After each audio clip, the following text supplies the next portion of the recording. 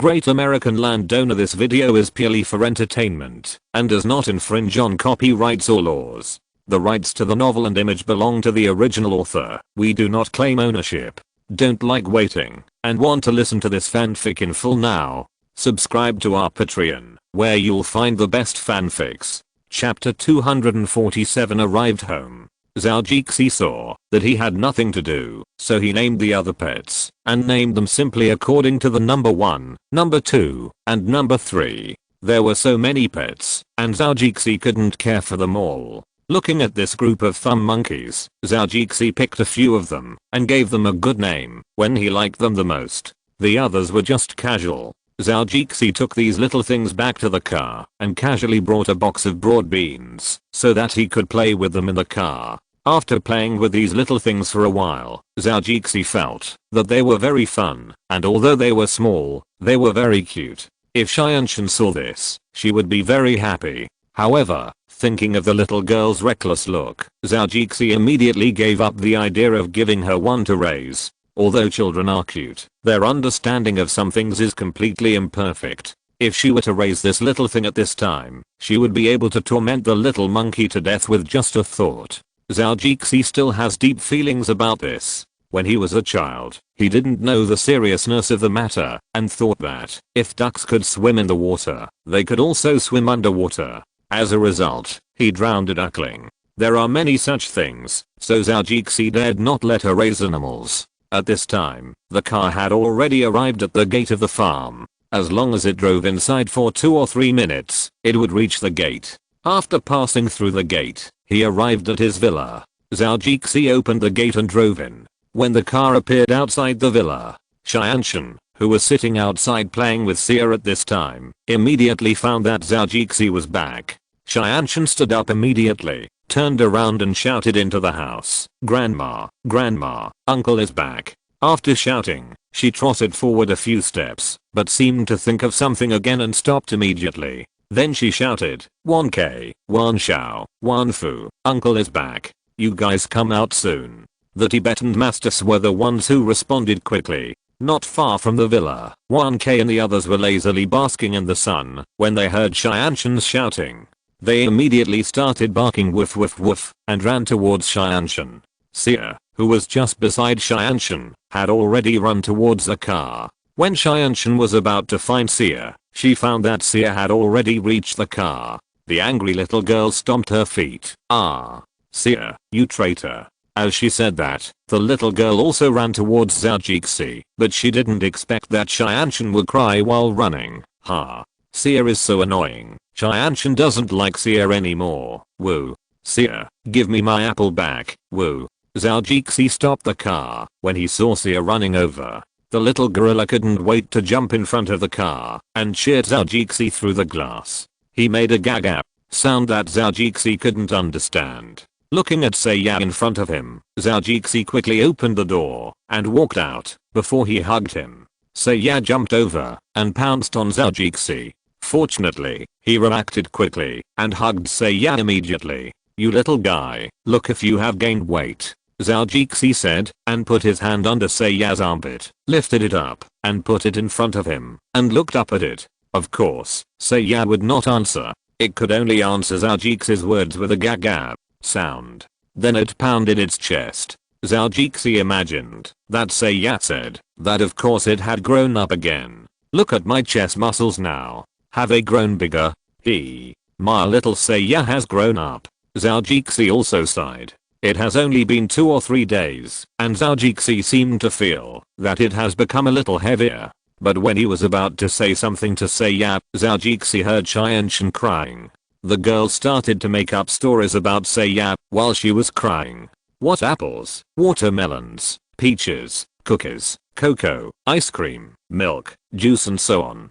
From fruits to snacks to desserts and drinks, a bunch of things that Xianshan had shared with Xia began to be revealed. Woo. Xia is a nasty guy. Woo. Zhou's eyes changed when he heard these words. "You are really an omnivore. How come you eat everything? Aren't you afraid of getting an upset stomach?" Xia seemed to understand something and even looked at Zhou a little embarrassed. Even its movements were a little twisted. You bad thing. You made Zhou Xianshan cry. You can solve this problem yourself. Zhao Jixi said, and put Seiya down, gently kicked its butt, and taught it to find Xianshan by itself. Seiya looked at Zhao Jixi with a pitiful face, fluttered twice and hugged Zhao Jixi's thigh. Zhao Jixi saw it like this, and could only knock Seiya on the head in anger. Zhao Jixi was obviously very helpless with this nagging guy. Then Zhao Jixi picked it up, and put it on his shoulder. He walked towards Xianshan, and soon Zhao Jixi picked up Xianshan, who was crying. Oh, look at a little princess Xianshan. Why is she crying? Come on, uncle will help you wipe the water droplets. Zhao Jixi started to free one arm, and started to wipe it for her. Obviously, Zhao Jixi's words did not make her happy. Instead, it was like a child who had been wronged, and now he saw his parents crying even more happily. Woo. Wow. Seiya is a bad guy. Wow. Zhao Jixi was most afraid of children and women crying. If it was a man, it would be easier to deal with. The crying one would be beaten until he stopped crying. But this kid is not easy to deal with. Well, Zhao Jixi can only let Seiya down a bit now. Who told him to be a traitor first? He ran over without waiting for the little girl. Yes. Seiya is a bad guy. Uncle will punish him on behalf of Xianshan. Okay. Yeah. Woo.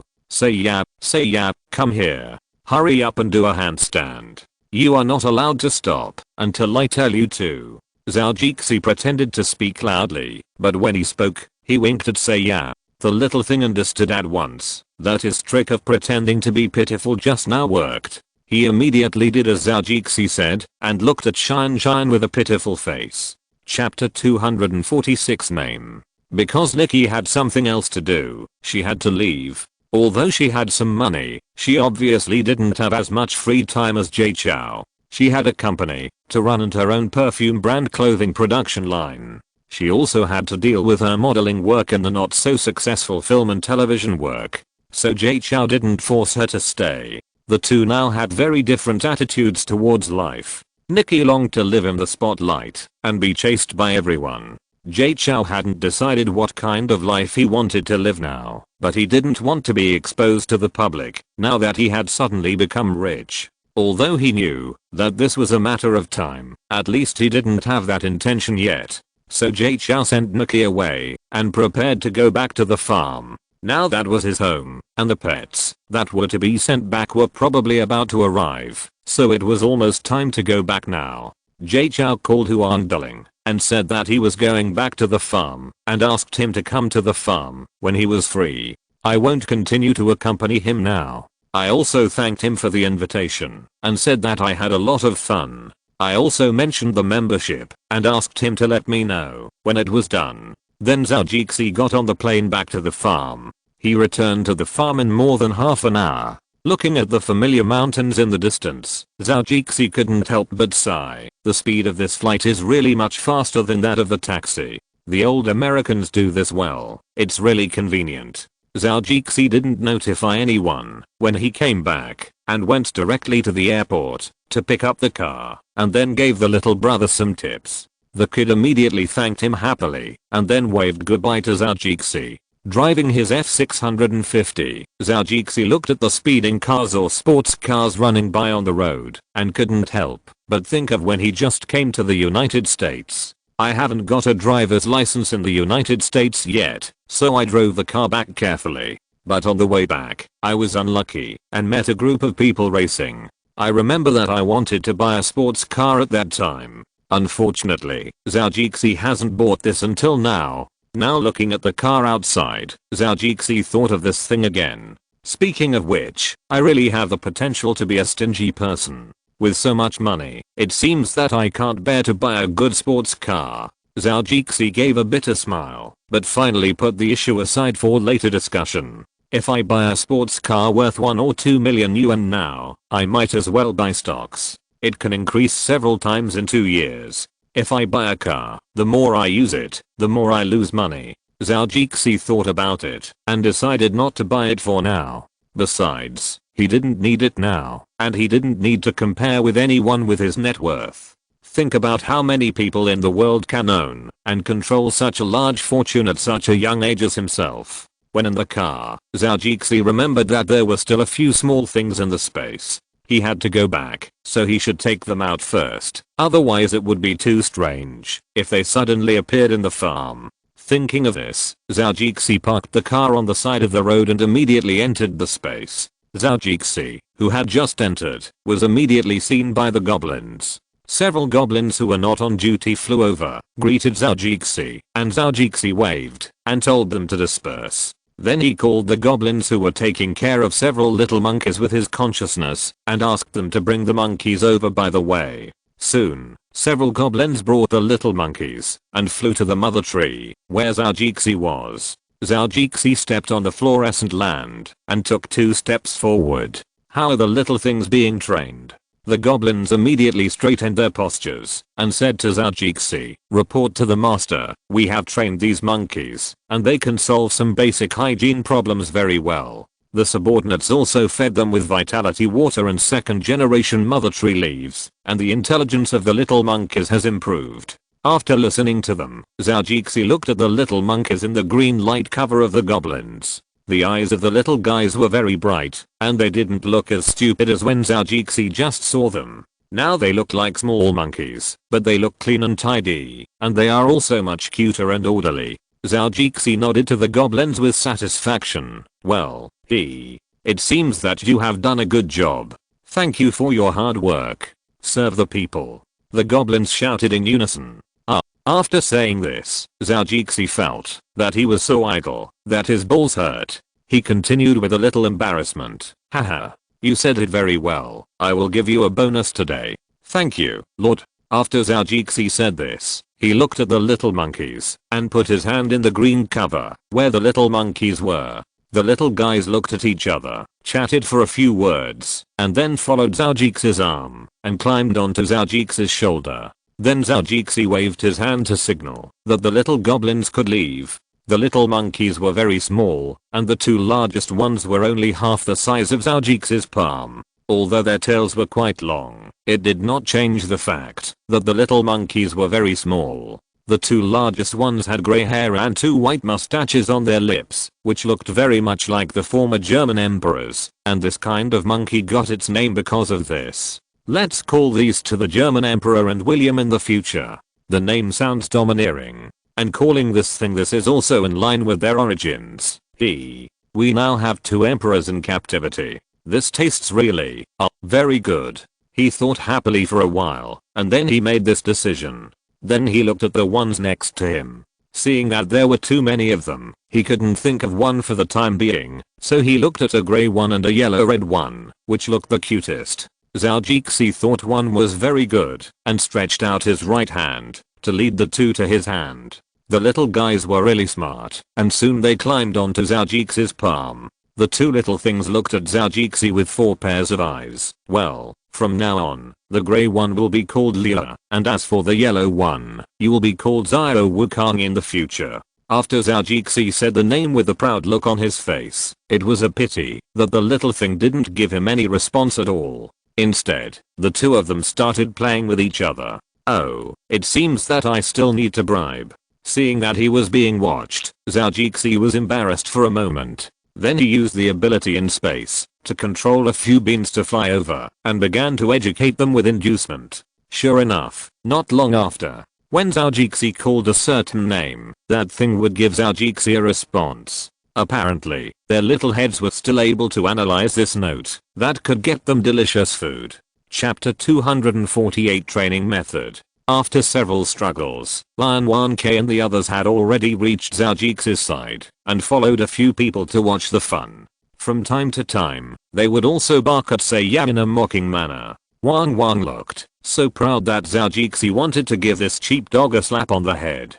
Zhao Xianshan looked at Seiya's pitiful appearance, and her heart softened in a moment. The tears on her face were gone, and she said to Zhao Jixi in a voice that was still a little tearful, with slightly red and tearful eyes, Uncle, look at Seiya, he is so pitiful, please don't let him stand upside down, okay?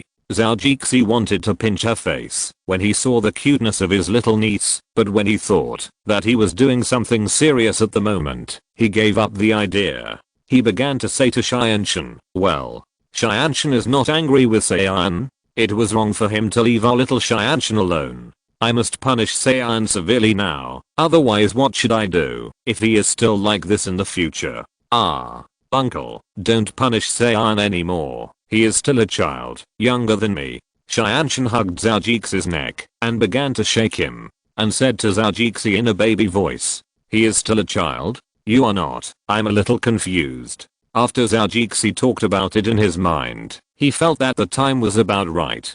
Zhao Xianshan spoke for Saiyan, which meant that she was really not angry. Children only have a 3-minute enthusiasm for everything, even when they are angry. Well, since Zhao Xianshan said it's still young, then uncle will forgive it this time. However, if it makes our Zhao Xianshan cry next time, uncle will definitely spank it.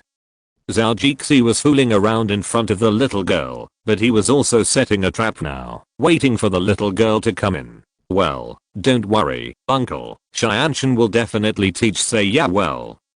The little girl said to Zhao Jixi with a puffed mouth, but she made up her mind in her heart that she would never cry casually next time. Otherwise, if Seiya was implicated, its butt would be spanked by uncle. How painful it would be. The more the little girl thought about it, the more horrible it became. In the past, when her mother spanked her with one finger, her head would become very painful, and if uncle wanted to teach Seiya a lesson, he would definitely use the legendary slap. Wow, how painful would that be? How could Zhao Jixi not know the little girl's innocent mind? He just set a trap for this. Then Zhao Jixi said a few more words about Saiyan's matter, and this matter was finally settled. Then Zhao Jixi led a group of little family members to the villa. At this time, the old lady was already standing at the door, just in time to see Zhao Jixi's position. As soon as he saw the old lady, Zhao Jixi quickened his pace, took a few steps forward quickly, and drove the little girl over first. "Master," Zhao Jixi greeted quickly. "Well, you're back. How are your things going?" The old lady nodded to Zhao Jixi and then asked him with concern. "The company's affairs are going very smoothly. Now the product has been released. How will the results be in the future depend on how the group of people under you do." Zhao Jixi supported the old lady's arm with his hand, followed her forward a few steps, and came to the leisure chair on the platform and sat down. "Well, you did a good job. You understand this clearly. If you don't understand something, you should leave it to someone who knows the business. We are outsiders. If we interfere in other people's business, we will only do worse," the old lady said to Zhao Jixi with a smile. That smile showed that she was very optimistic about Zhao Jixi. Zhao Jixi also sat down and pressed a button under the table. This is used to notify the kitchen. When the nanas heard the sound, they knew that Zhao Jixi was asking them to send some food and drinks out. After finishing, Zhao Jixi nodded to the old lady. "Master, what you said makes sense. I think so too. Now in this company, I just need to keep a good check on the finances. But I also got an acquaintance from my family to look over there." After Zhao Jixi finished speaking, the nanny in the house came over with a plate. He handed the old lady a cup of tea and Zhao Jixi a cup of coffee. These are the things that the two usually like to drink, and they are all species produced in the space. The old lady praised the tea so much that she would not drink any other tea from then on. The tea she drank was provided by Zhao Jixi. The old lady nodded and said thank you to the nanny, and Zhao Jixi said the same thing. Although he was already a rich man, Zhao Jixi was still very polite and respectful. The old lady also admired Zhao Jixi's self-control in this aspect. "You did a good job. For some things, you still need your own talents." The old lady nodded and said, "Okay, since you have done your job, go in and practice and see if you have fallen behind in your kung fu recently." The old lady stood up and walked to the activity room in the house, which is now the martial arts room. "Hey." Zhao Jixi responded and followed the old lady in.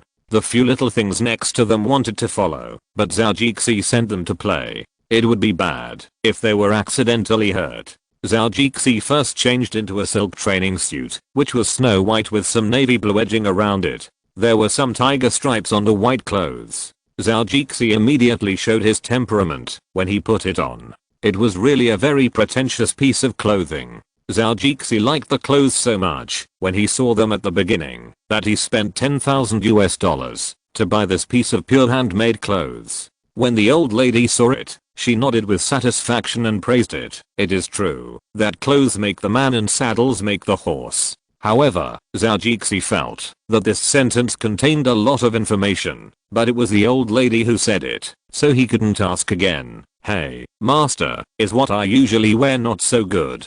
How can those international brands survive with you? Thinking of the old lady's serious expression, he immediately buried this idea in his stomach. Zhao Jixi first moved his body, and after warming up, he walked to the middle and stood opposite the old lady. At this time, both of them took a starting position and then slowly started to practice. To outsiders, this speed seemed like a fight between an old lady and an old man in a park. Of course, the two people fighting also felt the same way, but this was the routine our ancestors wanted, so just follow it. Chapter 249. Practice. However, as time went by, the two practiced faster and faster, and the moves became more and more complicated. All kinds of seemingly inconspicuous waving and kicking. In fact, as long as you think carefully, they are all attacks on the weak points of the human body. There are several ways to poke the citizen's crotch, such as grabbing the eyeballs, inserting the throat tube, double wind pouring into the ears, and some deadly points on the body.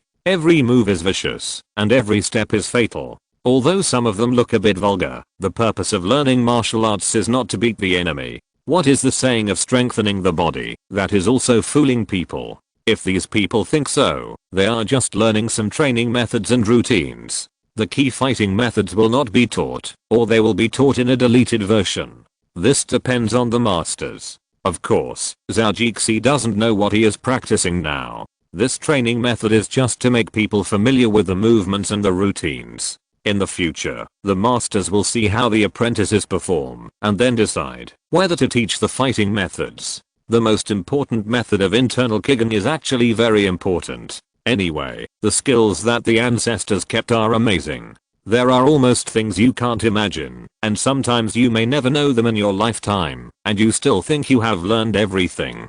During this period, the old lady performed several sets of different boxing training methods, and Zhao Jixi was able to perform them one by one according to the routines. The two practiced for about half an hour, and the speed slowly slowed down, and then stopped. Zhao Jixi gave the old lady a fist, and immediately ran to the side to get a cup of tea, and walked over to the old lady.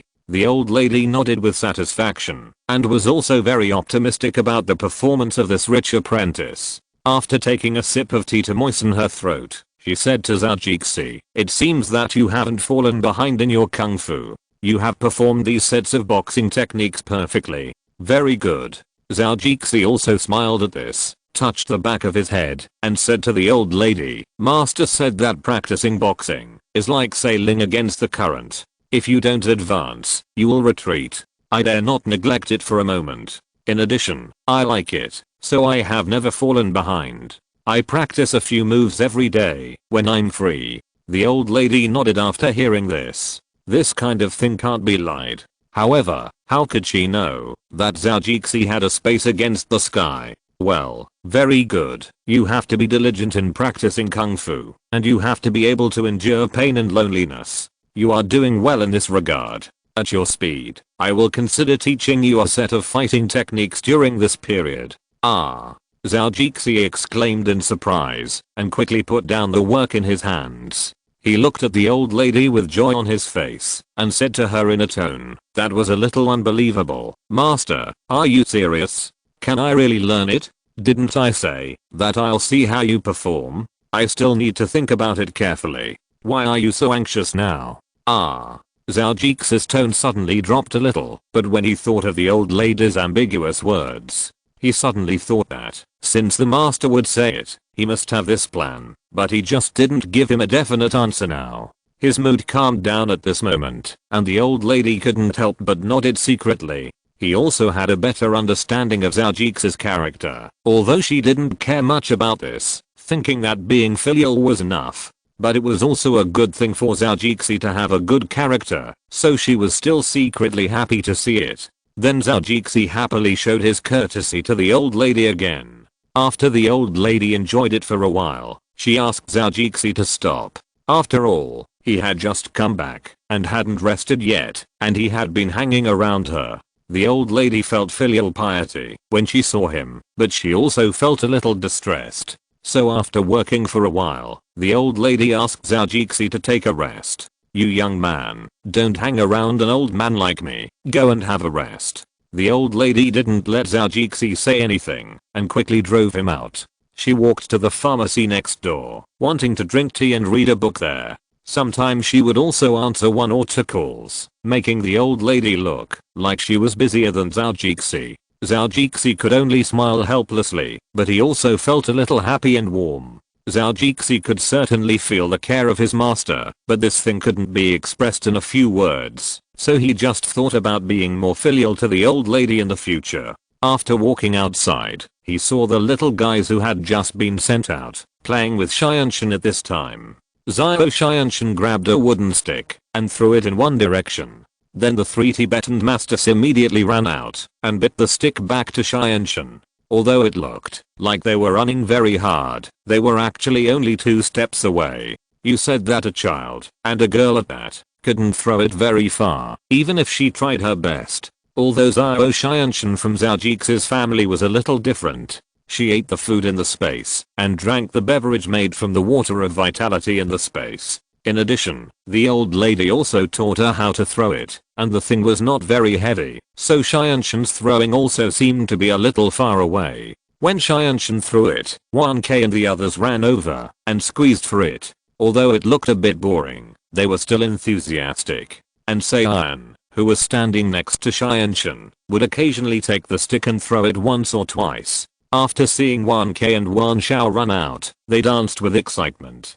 Zhou felt that this guy was so smug, and he really deserved a beating. Sometimes when Xianshan wanted to throw it away, Saiyan also wanted it, but he didn't dare to snatch it from Xianshan, so he could only scratch his head beside him. But this guy was also smart. He knew that he couldn't snatch it from Xianshan, so he thought of a way. That was to distract Xianshan's attention. He pretended to be pitiful in various ways to gain Xianshan's sympathy, but after a few rounds, Xianshan didn't fall for it. Then Saiyan thought of something, that is, to run to those food to tempt Xianshan. Only in this way, he would have a chance to get the wooden stick that 1K and the others brought back, and then throw it away before Xianshan reacted. So the clever Saiyan, using his pitiful wisdom, actually deceived Xianshan several times. It has to be said that desire is indeed the driving force for progress. This sentence is very useful now, whether it is for people or animals.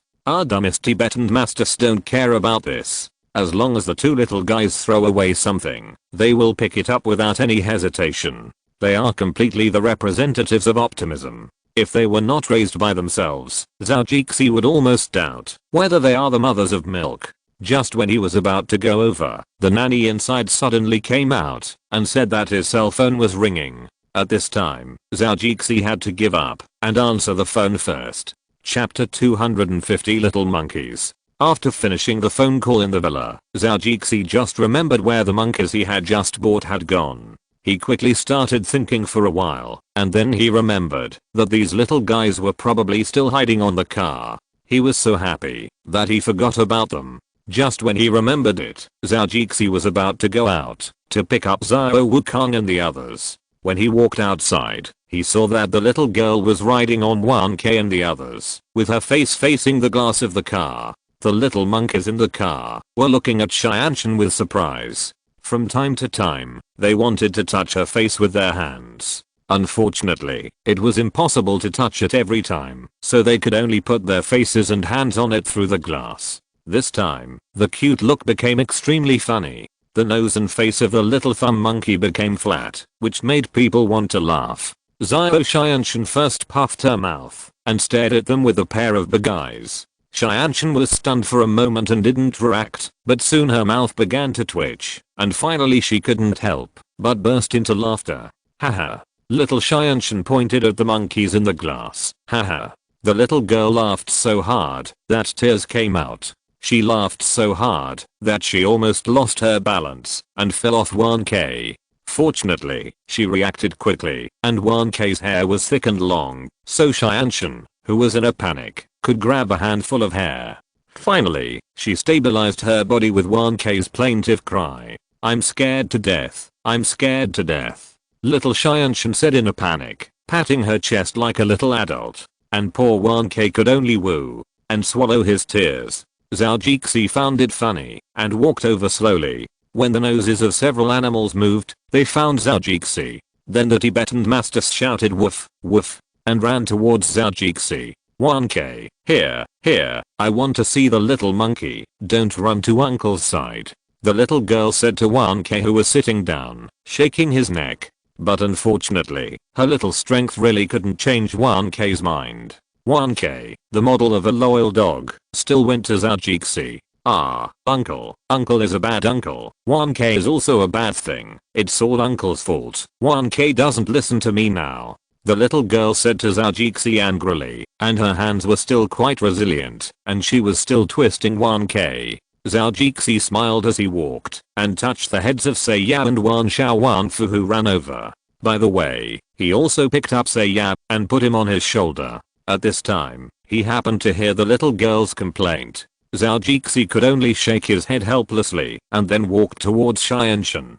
He reached out to pick up Xianshan from 1K, but the little girl was not someone who could be easily messed with. Zhao Jixi lifted her up, and Xianshan started to show her teeth and claws, with a look of unwillingness to cooperate. However, the child's arms and legs were small, and Zhao Jixi's body had undergone secondary development, so Xianshan couldn't touch Zhao Jixi at all in Zhao Jixi's hands. "Okay, Xianshan, be good and don't make trouble. How about uncle?" asks the little monkeys in the car to play with you. "Okay, deal." Xianshan agreed immediately after hearing Zhao Jixi's words, and she didn't make trouble with her hands and feet. Zhao Jixi didn't feel strange about this answer with a bit of American flavor. After all, some of the little girl's sentence habits will change with the environment. But she agreed so quickly that Zhao Jixi became a little suspicious.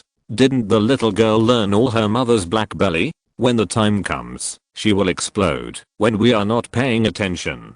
Damn, we have to be on guard against kids nowadays. They are all so smart. I've been taking care of her for a while, and it's like a palace conspiracy. What kind of thing is this? Fortunately, Xianshan hasn't been contaminated by the pigtail drama on TV yet. Otherwise, she might say something like, "Why do women have to make things difficult for other women?"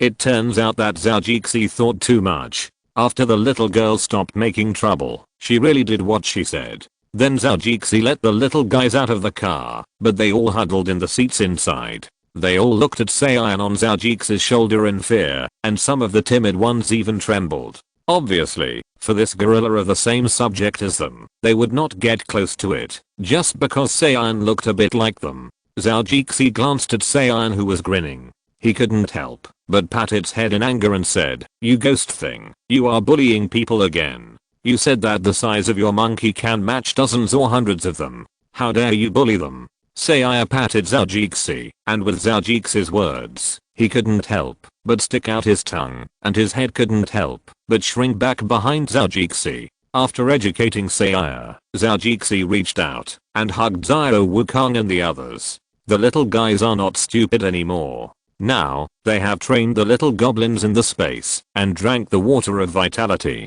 After eating the fruit of the second generation mother tree, they have become spiritual, which is actually a lot smarter. So after seeing Zhao Jixi teach the Seiya who threatened them a lesson, these little monkeys suddenly felt a lot safer. And with Zhao Jixi still next to them, the little guys are no longer afraid, and they all bravely came to Zhao Jixi's hands. "Uncle, give me one, give me one."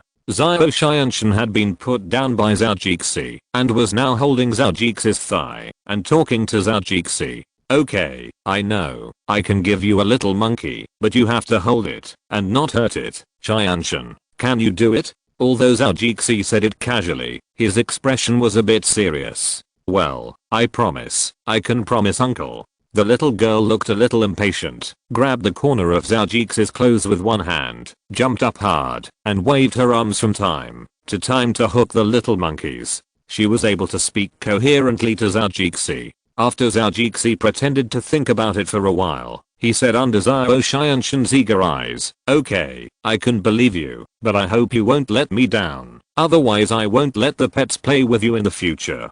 Zhao Jixi always felt that children need to be guided because they have too many things they don't understand and they don't know the importance. So Zhao Jixi has to say a few more words. In addition to making Xianshan feel a little cautious, this will also make her cherish the results of her hard work more. Then Zhao Jixi whispered a few words in the ear of a little monkey and then handed it to Xianshan. The little monkey got the little monkey as she wished. So it danced happily at the door, jumping around so cutely that Zhao Jixi wanted to pinch it. Chapter 251. The goods arrived. The next day after Zhao Jixi came back, the pets he bought at the trade fair were delivered in the morning. The delivery man was an old acquaintance of Zhao Jixi, the man in the white coat who entertained him, and he came with 2 strong men. The one behind was the modern version of the large truck that the Autobot leader in Transformers drove. 2 cars drove over, and Zhao Jixi knew that it was all because of the tortoises that took up a lot of space. Platypuses and Komodo dragons are small things, so they are not very big. But for Komodo dragons, I believe they are also giant beasts when they grow up, and they are definitely not much different from tortoises. A few people just said hello, and the white coat was there directing the 2 strong men to unload the goods. The 2 men opened the car, laid a board at the back, and then got off the car one by one. The tortoises just saw the light, and although they were quite gentle, it was obviously not a good mood at this time. So although they got off the car, they were a little irritable, and they were hitting the iron cage one by one. The man in the white coat was still calm, and said to Zhao Jixi like a professional, "Don't worry, sir, they are just a little uncomfortable now. They will be fine after a while and eating something." "Oh." Zhao Jixi responded, agreeing with him. But at this moment, he slowly walked over, pretending to take a basin from the side, filled it with water, and brought it to the tortoises. However, the water had actually been changed for Zhao Jixi at an angle that the few people could not see.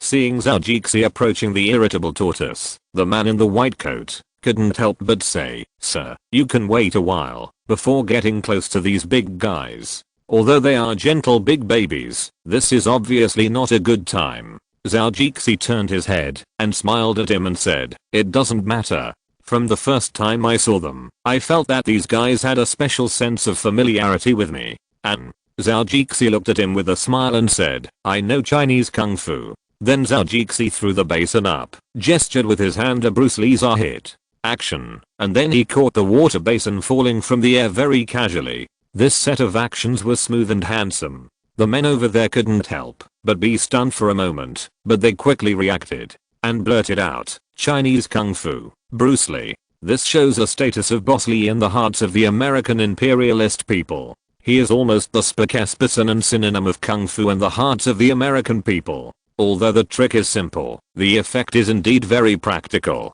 See, so for these big babies, I will make them behave. Otherwise these guys will see how powerful I am. Zhao Jixi said with a little pride, and his expression was very consistent with the template of the rich people these people knew. "Papa." Several people did not speak, but directly used actions to express their recognition of Zhao Jixi. They clapped their hands quickly and applauded Zhao Jixi. They nodded excitedly on their faces to show their approval.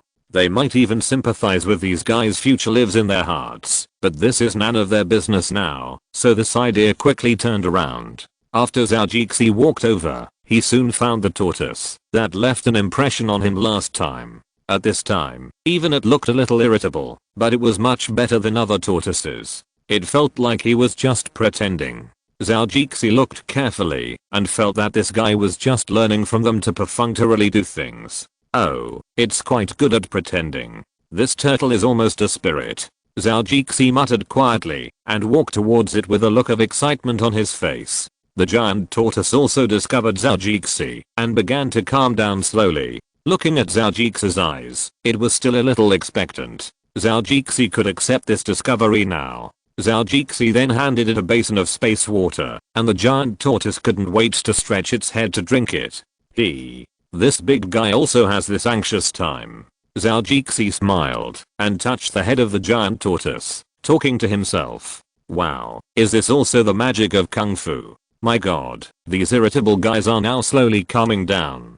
The white coat, who also studied biology, was impressed by Zhou Jixi's performance, especially that he attributed this awesomeness to Kung Fu. When he went back later, he actually developed a strong interest in Kung Fu, and later he went to find a teacher to learn Kung Fu. Wanting to achieve what he saw today, he didn't expect that he would have a chance later.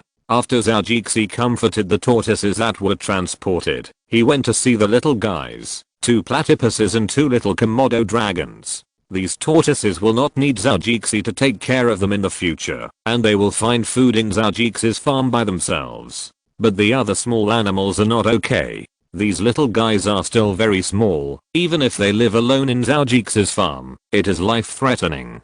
So these 4 little things need Zhou Jixi to take care of them. However, considering the appearance of the Komodo dragon, Zhou Jixi decided to put them in the space first and raise them well. I believe that by then they will be more majestic and domineering than they are now. Although it looks okay, when they grow up like this, they feel a bit rubbed, which is not in line with Zhou Jixi's aesthetics, so they still rely on space to supplement nutrition and grow taller. The men worked very quickly, and the tortoises got off the car very quickly, and their irritability gradually subsided. Zhou Jixi opened the cages one by one and let them out. The tortoises probably got used to being locked up recently, or they felt that there was food and drink inside, so they were reluctant to leave the cage. One of them was still inside and didn't want to come out. Zhou Jixi wanted to kick it and wake it up. They were so spineless as tortoises. In the future, they must learn from the Chinese revolutionary martyrs' poems in the elementary school textbooks.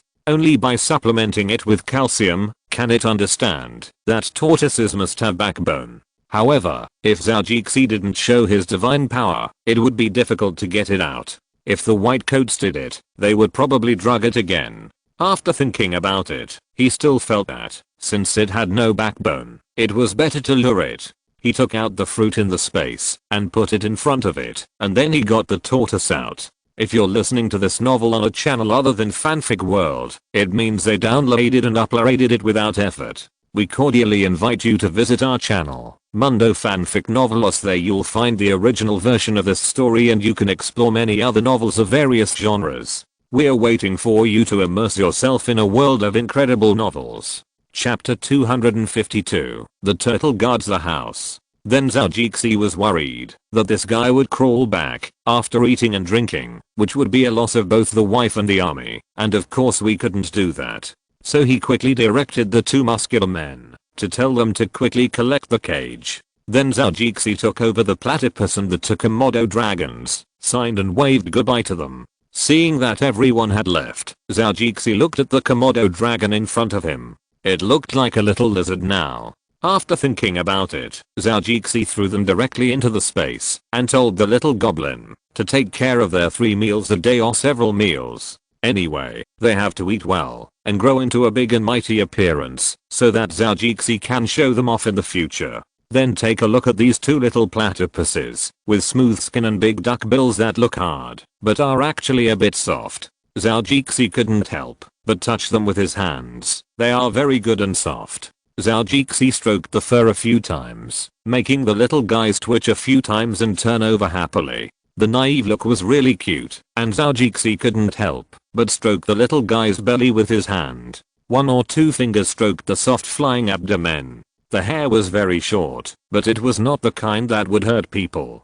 The little guy couldn't help but shrink his belly, and his little duck feet wanted to kick away the annoying thing in front of him. However, Zhou Jixi was getting happier and happier, making the little platypus look depressed, and he wanted to bite Zhou Jixi with his mouth. Unfortunately, the situation was stronger than the duck, and no matter what he did, he couldn't escape Zhou Jixi's teasing. This little guy. Zhou Jixi smiled and murmured, and then directed a few elephant tortoises to walk towards the villa. Zhou Jixi planned to place them around the villa and put a basin of space water there every day. In this way, based on their speed, if they want to drink space water, they will definitely not leave the villa too far away every day. When we walked back to the villa, it was already quite a while. Xianshan saw Zhou Jixi and the tortoise next to him from a distance. After making a noise at home for a while, she hurried out. The old lady in the house frowned when she saw the little girl like this and said, "Girl, what are you doing?" Grandma, uncle is back, and he brought a lot of big tortoises. I want to go see the tortoises." The little girl was afraid that the old lady didn't understand it very well, so she immediately started to gesture.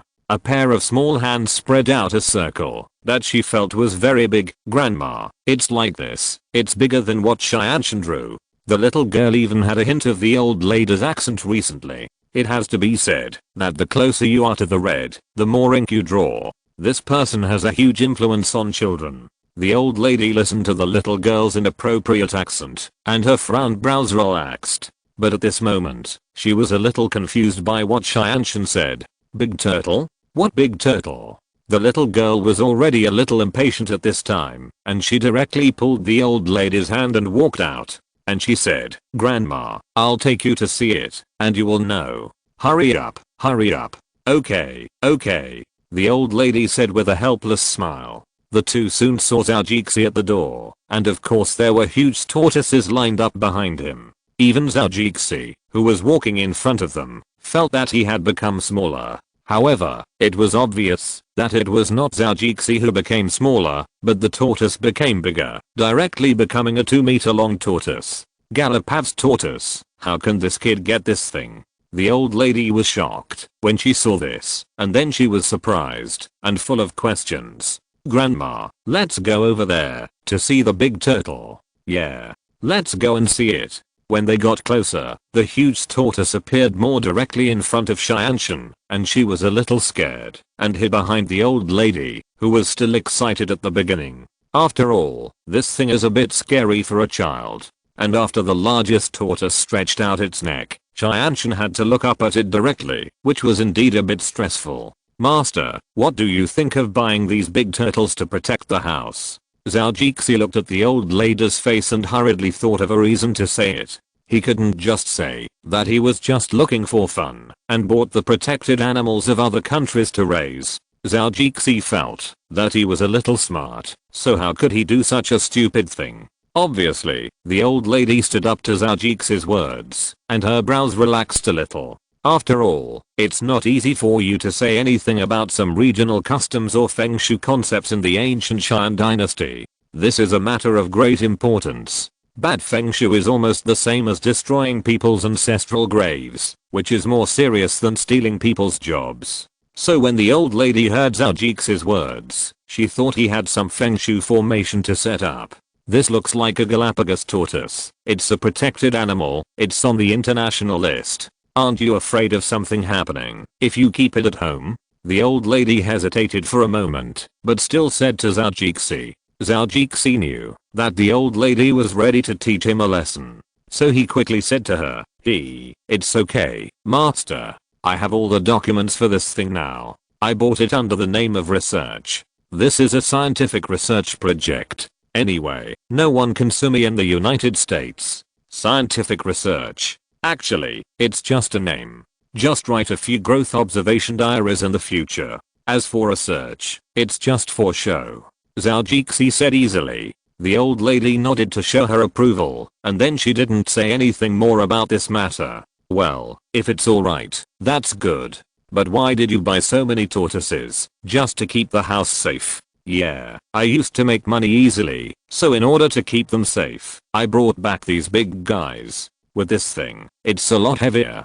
Zhou didn't explain the matter in too much detail. There are some things that can't be said, and some things are hard to say. The old lady was not the kind of person who liked to explore other people's past, so she didn't talk about this issue anymore. Zhou only finished the living place for the tortoises in the afternoon, and made a small enclosure by the lake. The style is very simple.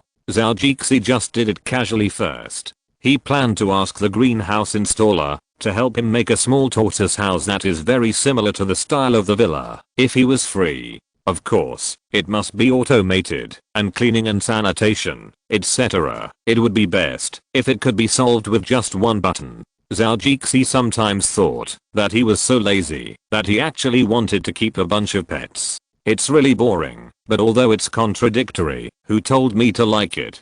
There was nothing he could do about it, but he secretly underestimated it, probably because of the influence of some novels he read in his previous life.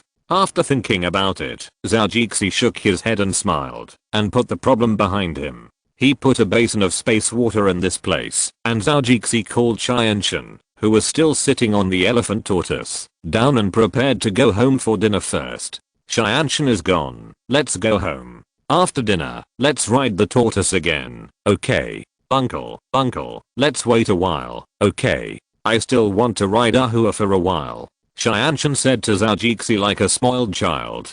But Zhao was obviously stunned for a moment. Ahua? Zhao first said to himself. Then he looked at her with a black face and said, Ahua, Qianshan, you won't say it's this big guy. You call it Ahua, right? Yes, what a nice name. The little dog of the sister next door was also called Ahua. Qianshan said to Zhao with a childlike look, and the tone seemed to really think that this name was a good thing. Don't you think about her neighbor Ahua, who is a cross between a small local dog and an unknown dog. Our giant tortoise worth $70,000 is also called this name. Damn, isn't this a scam? And Zhao remembered that the white coat said that this guy seemed to be a male elephant tortoise. This name is really too rustic. Zhao didn't know what the elephant tortoise was thinking. Anyway, he was shocked by Qianshan at this moment. At this time, Zhao didn't want to talk about it anymore. Anyway, it was Qianshan's business to call her whatever she liked. In the future, this elephant tortoise will follow me, and she can only call it for 2 months at most. When Qianshan leaves, I will think of a majestic name for it. Black turtle, black tortoise, or something. Or big head, turtle head, Caesar, or something will do. Anyway, no matter what it is called, it must be 100 times better than calling it Ahua. In the next few days, the little guys and the big guys quickly adapted to life here. Even the old lady now has a few more hobbies. She likes to visit the tortoises from time to time, and sometimes she feeds them with some food. The tortoises are very happy about this, and they are also very happy to see the old lady. But how can they not be happy? When the old lady started to feed them, they were not enthusiastic. Later, when she took the fruits from home, the tortoises liked it. And the old lady also deliberately took the fruits that Zhao bought from home and gave them to these big guys to eat. Another thing is the platypus that Zhao bought. After taking care of it for 2 days, he felt a little troublesome.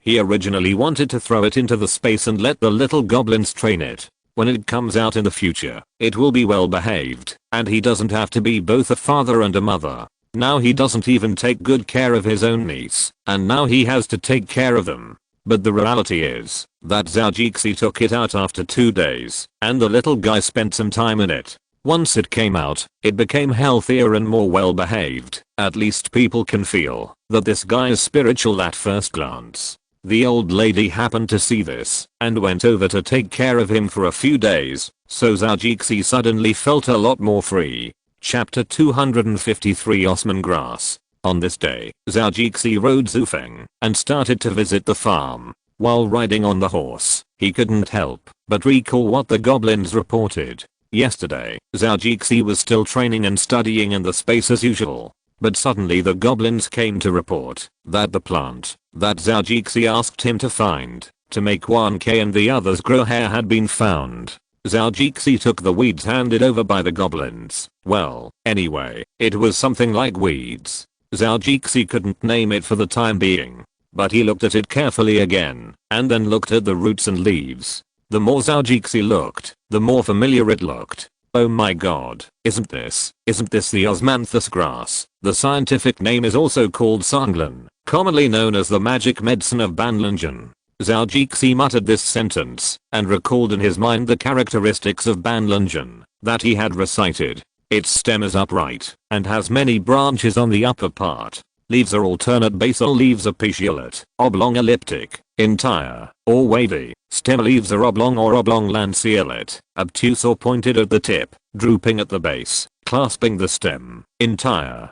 Compound racemes are terminal, flowers are yellow, sepals are 4, petals are 4, stamens are 6, 4 strong. Calyx are rectangular, flat, with winged edges. Then I asked the little fairies to bring some of the growth conditions of Isotis indigotica at different stages for comparison. Compared with my memory, it is a bit different. The leaves are obviously smaller than the original ones, and they are longer. The flowers are purple and the fruits are pointed. The original plant height is 100 meters. The taproot is deep and long, 25 meters in diameter, 50 meters long, and the outer skin is light yellow-brown. The stem is upright, with many branches on the upper part, and slightly powdery. Leaves are alternate basal leaves are large. The leaves are oblong, light pink-gray, and smooth.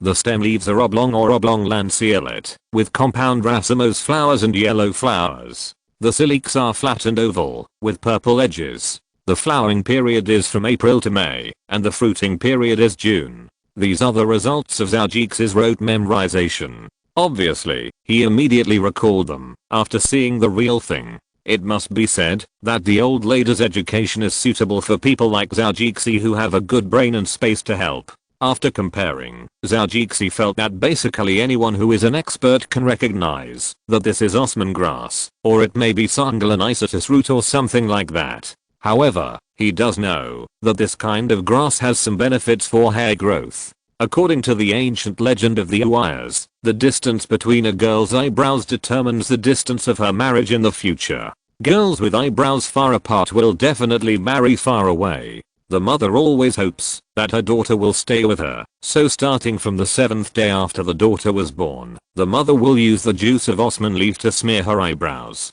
When she is a little older, the girl will learn to smear her eyebrows with osman leaf juice. Day after day, year after year, the grown-up daughter's eyebrows are tightly connected, and the place where she is married can be heard by shouting.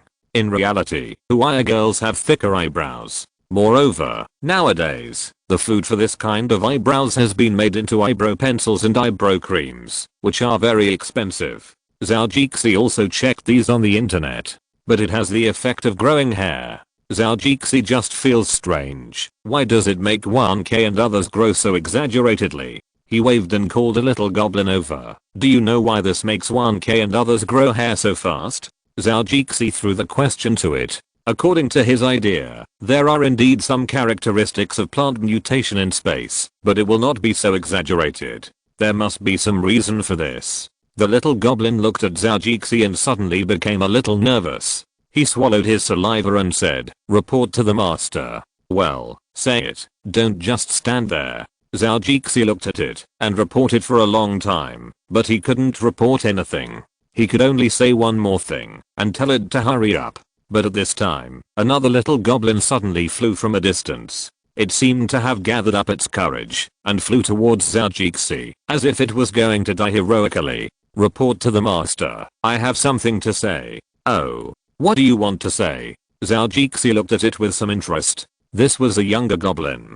Zhou didn't know why, but he could feel that it was not very big. The goblins in the space actually die, but after death they are recycled by the mother tree, and then a new one is born. Anyway, so far, only one goblin has died in Zhou's space. Later, a new one was born. Anyway, if Zhou doesn't use the space to feel it, it's basically the same to him. And the mother tree of the space has not given birth to a new goblin so far. Some are only 1-to-1, one dies and one is born. According to the goblins, the current strength of the space can only support so many goblins. If there are more, the space will be unbalanced. Of course, as long as Zhou removes those plants, herbs, ginseng, or animals that only eat and don't spit, then he can basically support a few more goblins. Zhou certainly disagrees with this. There are already more goblins in the space, and there is really no need to have more. Turning back to the topic, the goblin took a deep breath after hearing what Zhou said. He mustered up the courage to say to Zhou, "Master, I actually changed this plant." "Ah. What? It's you." Zhou thought in his mind that it was basically certain that they did it, and the only goblins in the space who had this ability were this group of goblins. Then he paused and then said, "Well, go on. Why?" "Because I think 1k and the others are so cute with their fur, but when they grow up, they are not as cute as they were when they were young. So I want to make their fur longer so that they can become furry dogs again." At this point, he carefully looked at Zhou's expression and found that he did not look angry, and his mind was much more stable. Then I thought of starting with plants, because I can't change animals, but I can change plants. I used my spare time to get familiar with these plants until I found that this grass has a genome that can grow hair, so I started to improve it. As for the effect, he looked at Zhao again. As for the effect, I saw that 1K and the others felt pretty good. But recently I found that this needs to be eaten frequently, otherwise the effect will gradually decrease after the hair changes. Recently they are all returning to their original appearance. That's it. Zhao continued lightly. No, if there is anything else to say, it's my lord. This is all my fault. Please don't blame my friends. If you want to punish someone, punish me instead, the little goblin said quickly. Chapter 254. Fear of Ghosts. Zhao just heard the answer of the little fairy and immediately felt that he had shown it too many discs. Doesn't he know that it is very bloody to do this? But he still said with a face, "Oh, you are quite considerate. For now, let's forget their mistakes. But there is a saying in our hometown that you can escape the death penalty, but you can't escape the living crime. In your situation, I think I still have to punish you." I want more. The little fairy said to him a little. Haha, of course. What else do you think? Seeing that you hit the jackpot, it is also a small achievement to make this thing, so I will punish you for a week. You have no more wine and side dishes, so eat fruits these days. Zhao said with a smile. The little fairy could only respond with a depressed look. Yes. Zhao paused for a moment, then said, but it's not that I won't give you a chance. You just need to improve it now. If the effect is good, I will reward you with something more next week. Really? The little fairy jumped a few times happily and asked Zhao, well, come here, I'll tell you some of the requirements, and you can find other fairies to help. You have to produce results as soon as possible, understand? Zhao said to it a little seriously. Yes, I guarantee to complete the task. The little fairy answered happily with his chest puffed up. Okay, what you have to do now is. After Zhao told it the requirements, he didn't care about this matter. Anyway, just look at the results yourself. There are professionals in charge of the details, so he really doesn't need him. Thinking back to the horse's back, Zhao continued to wander around. He had been wandering for a long time, but still couldn't find a place that met his requirements. Gradually, he became a little anxious. Nimmer, is it so troublesome to find a place? Zhao spat fiercely and said in a sullen manner. He is now making plans for how this grass will appear reasonably. It is impossible to say that he discovered it, so what? That would be too suspicious, and this thing must be planted on a large scale in the future. There must be a reason for this thing, and we don't know how it mutated. But there must be an explanation for how it was discovered. And now he is looking for a good way to remove this thing, and thinking of a good reason, but finding a place that meets his requirements is the key. Zhao now lets go of his feelings and feels the thickness of the land and its vitality. According to his idea, as long as he can find a place where the land is broken, or an underground lake, it will basically be fine, and then he will make some arrangements. In that way, he can basically find a good reason for its appearance. Zhao looked up and saw that he was almost close to the swamp. Looking at the direction, Zhao led the horse to change direction and headed west. During the period, we also met many cowboys who were grazing. Zhao also greeted them one by one, fully demonstrating the image of a good boss who is kind and caring for employees. After riding for an afternoon, Zhao looked at the chat and asked Zhu to speed up and run. The ranch is large, which is also good. No matter how you run, you are in your own territory, and there are few people. Zhao has no scruples when running. While running, Zhao saw some small animals from time to time. The fat rabbit brought a few little rabbits to look around vigilantly. It's not that I urged the little rabbits and told them to eat grass quickly and stop being picky. When Zhao horse ran here, it scared the rabbits. After the female rabbit screamed, she ran happily. The little rabbits obviously had no experience and scattered in panic. A little guy was too nervous to run and fell. Looking at Zhao who was getting closer and closer, he lowered his head and squatted in the grass. I guess he was thinking of covering his ears and stealing the bell at this time, and he didn't even look at its fur. How different the color was from the grass. Zhao had something to do today, so he didn't plan to kill any to eat. So this little rabbit was lucky. While running, Zhao also scared a lot of wild birds and pheasants hiding in the grass.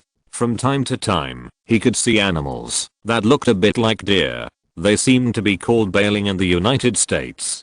But Zhao didn't look too carefully in the surprise. There are so many wild game, and they are eating and drinking for free in my farm. What do you think this is? No, I have to go back and kill a few to satisfy my stomach. Zhao looked at these animals, who were eating his own food, and he was a little unhappy. Zhu Feng took Zhao to the west of the farm, where Zhao also saw a shabby cabin. After looking at it from a distance, Zhao slowly walked forward a few steps. This cabin was already very shabby. Zhao felt that, if he kicked it hard, it would basically fall down. What is this for? It can't be a haunted house. Zhao suddenly shuddered, and the surrounding trees were particularly lush. The sunlight was completely blocked, and only a few rays of sunlight shone through the gaps, one by one.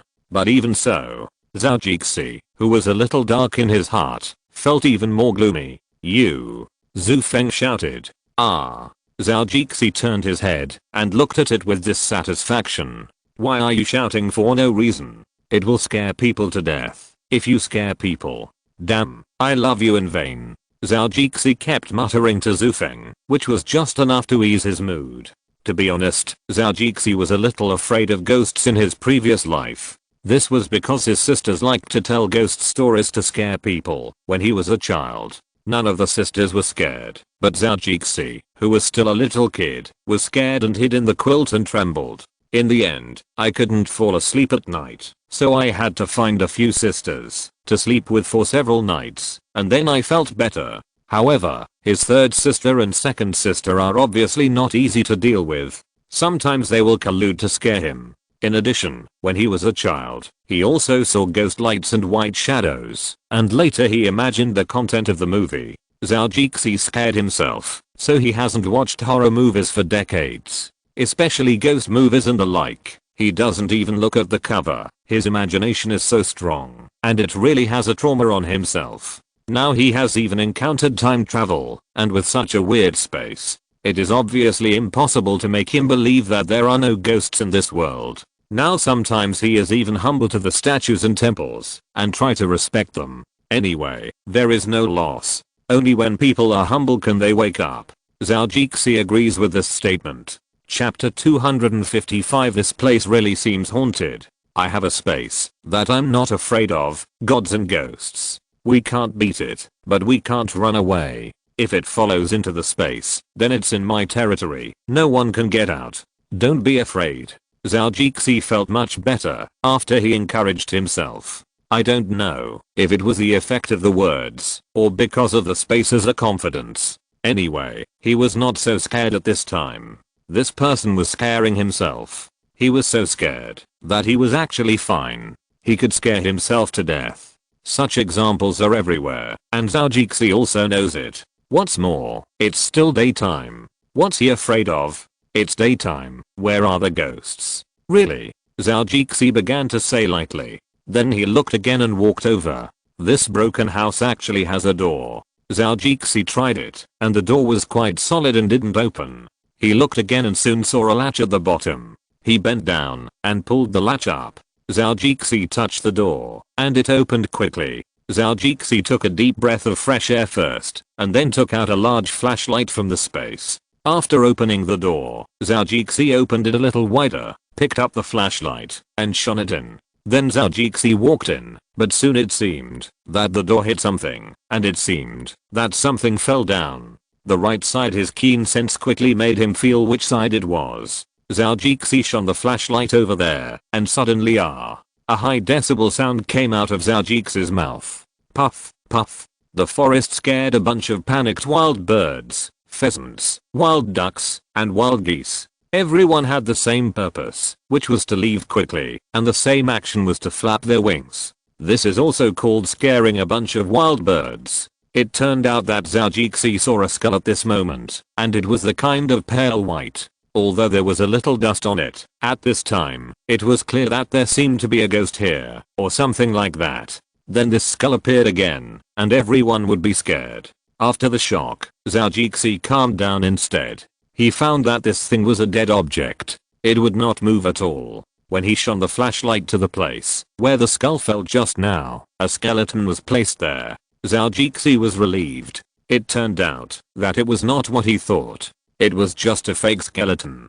Zhou Jixi's face turned red. If it was real, it would be fine. But being scared by a fake was really embarrassing. He looked around with a guilty conscience and felt better when he found that no one was around. Fortunately, if someone saw this, I don't know what to do. Who is this? He is so wicked that he put such a thing in such a place. He did it on purpose. Knock his mother. Zhou Jixi cursed for a few words, and when he found that no one could respond to him, he stopped cursing. Then he began to observe the inside. It was an abandoned wooden house, but the decoration inside was a bit weird, as if someone had deliberately arranged it into a haunted house. Zhou Jixi made use of the space. As long as he saw something a bit weird or scary, he would directly put it into the space. After going back and forth several times, the abandoned wooden house became much fresher, and even the eerie atmosphere was not much. However, this wooden house appeared in his own territory. This matter was a bit strange. He had not heard Atwood mention this place. After thinking about it, Zhou Jixi decided to call Atwood to ask. Zhou Jixi picked up the phone and looked at it, then dialed Atwood. The two chatted casually for a few words, and then Zhou Jixi led the topic to the wooden house here. Atwood, do you know there is an abandoned wooden house on our ranch? It's the one on the swamp. What, boss? How did you know? I'm here now. Is there something wrong? Zhou Jixi heard Atwood's tone was a bit strange, and couldn't help but ask again. Well, there is a wooden house over there. A strange man came to the town and built it there.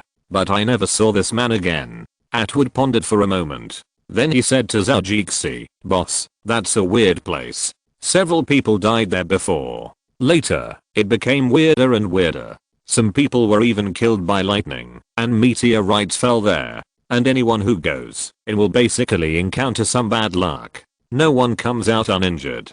Plus, it's surrounded by swamps and woodlands. It's really scary. A lot of things happened in this place one after another. The town deliberately didn't tell Mr. Bud at the time, so they sold this place to him. Later, cowboys from other places got into trouble there, and Mr. Bud learned about the rumors. So Mr. Bud deliberately marked out that area. We later built some railings and planted some thorny vines there. We isolated that area on the outskirts of the ranch. But boss, how did you get there? Bud said in a strange voice. Obviously, he had some bad impressions of this place. Zhou Jixi felt his feet go weak when he heard this. Atwood was almost telling Zhou Jixi that this place was a haunted place, an ominous place that had been isolated. And according to what he said, it was a little different from what Zhou Jixi saw. Zhou Jixi trembled a little and said, and there are railings. I didn't see the fence you said. This is the crux of the problem. Zhou Jixi didn't see the fence when he came. In fact, there was, but Zhou Jixi was riding Zufeng and ran fast at that time, so he didn't pay attention. So he didn't see it after he passed by. The fence that divided the range that he saw later was built at the earliest time. So Zhou Jixi knew that this place was still the site of his farm. Atwood was silent for a while. Boss, did you run too far so you didn't see it? After listening to Atwood's words, Zhou Jixi quickly recalled in his mind. Since he had the space, his mind has been getting better and better, especially his memory. He recalled it for a while and seemed to have some impressions. He might have caught some of the situation from the corner of his eyes. The more he thought about it, the clearer the impression became. His complexion also recovered a lot, and Peng Peng's heartbeat slowed down. It seems that you are right. I rode Zufeng too fast, so I ignored this. Zhou Jixi nodded and said. Chapter 256. Good place. Boss, I suggest you leave that place as soon as possible. It's really weird. Atwood began to talk to Zhou Jixi and then told him some cases. Zhao Jixi listened and felt that what happened later seemed to be a bit deliberate. However, he didn't say this idea at this moment. After saying a few words to reassure Atwood, he interrupted the conversation between the two. It seems that this place is very good, Zhao Jixi murmured. He suddenly found that this place seemed to meet his requirements. Mysterious, there are legends, most people don't know about this place, so it's much easier to make a fuss. Now as long as he carefully explores it and determines the location, his plan can begin. Zhao Jixi looked at the wooden house carefully again. The roof is quite solid, and the wooden house seems to have been abandoned for several years. After collecting those weird things, Zhao Jixi looked at it again in detail. After finding that there was really nothing special, he couldn't help but feel a little disappointed. Fortunately, it doesn't matter if there is nothing here, you can just make it up yourself. The first thing is to find a place around here to plant the hairy grass. Then add 2, 1, 5, and put the blame on the owner of the wooden house. There are some other strange things, and then say that there is a person who studies plants or anything else living here. Then in order not to be disturbed, he did some scary things on this originally ominous land and completely turned this place into his private territory. Then he lived there, did some research, and made it up. As for the details, Zhao Jixi can only say that I don't know. If you want to ask something, it's a commercial secret. Anyway, it's not for people to figure it out. The more Zhao Jixi thought about it, the more he felt it made sense. As for whether others believe it or not, it doesn't matter. Anyway, I believe it. After making some random arrangements here, he began to patrol outside again to see if there is any place that meets the plan. He also turned on the induction and searched this place inch by inch. He walked for about 10 minutes and found that there was groundwater below. When he walked over, he found a small lake or a pond. There was an open space around with a lot of weeds growing. There were some trees about 10 meters away, but because of this, the pond also received a lot of sunlight. Zhao Jixi looked around and felt very satisfied with this place. He looked around and entered the space. At this time, a few days had passed in the space. Zhao Jixi marked out a piece of land for the goblins, and several goblins gestured to the osman grass inside. At this time, the grass had grown lush and green. Zhao Jixi looked over and found that in several states, it had met his requirements. He walked over with a smile, and the goblins flew over to report the results. Zhao Jixi was very satisfied with this, and happily rewarded the goblins. He also took the osman grass that had been cultivated, and took a look. According to his requirements, this thing has a bit higher requirements for the growth environment, nutrient absorption and special nutrients. Without these, it would not have the property of making animals grow hair. In this way, even if someone gets it in the future, he will not be able to grow this thing, and Zhao Jixi will not need to worry about it. Only if it belongs to oneself, and others do not have it, then the profit of this thing can be maximized. Zhao Jixi took some samples of the soil outside, and brought them into the space, and gave this to the goblins for analysis. The plot of land that was still being analyzed was accelerated, so that Zhao Jixi could wait slowly outside. Not long after, several goblins nodded to Zhao Jixi inside. Zhao Jixi smiled with satisfaction at this time. This time, the matter that came out was half solved. Now as long as the outside is dealt with, then this matter can basically be done. Taking the processed seeds, Zhao Jixi came to the outside of reality. After walking around the pond, he separated the seeds and scattered them on the ground. After that, he began to stimulate the vitality of the earth. According to the perception in his mind, with the help of the goblins in the space, Zhao Jixi began to release slowly towards this area. The seeds sown by Zhao Jixi began to grow at a visible speed. At the beginning, the weeds around them also grew, but after a while, the weeds stopped growing. Only osman grass was still growing in the land. When osman grass grew to a certain extent, the weeds began to slowly wither. When osman grass reached maturity, the weeds around osman grass had almost withered. Then osman grass began to bloom and bear fruit. In Zhao Jixi's setting, the previous generation of this grass was hermaphroditic, but when there was no spreader, it would secrete another acquired gender. So the fruit fell off quickly, and then Zhao Jixi did not stop, still releasing, and soon the second generation also grew up. All of a sudden, there was no trace of weeds around them, because the nutrients needed by the weeds have been absorbed by the Osman grass, and the weeds are connected to the roots of the Osman grass. With the help of Zhou, the nutrients of the weeds have also been absorbed. Therefore, there will be no other plants around the Osman grass in the future, and the living conditions are very harsh. It is not easy for others to plant it. Soon, the Osman grass spread around the pond, and it looked as if it had been growing here for several generations. At this time, Zhou believed that even a botanist would not easily think that this thing was just planted.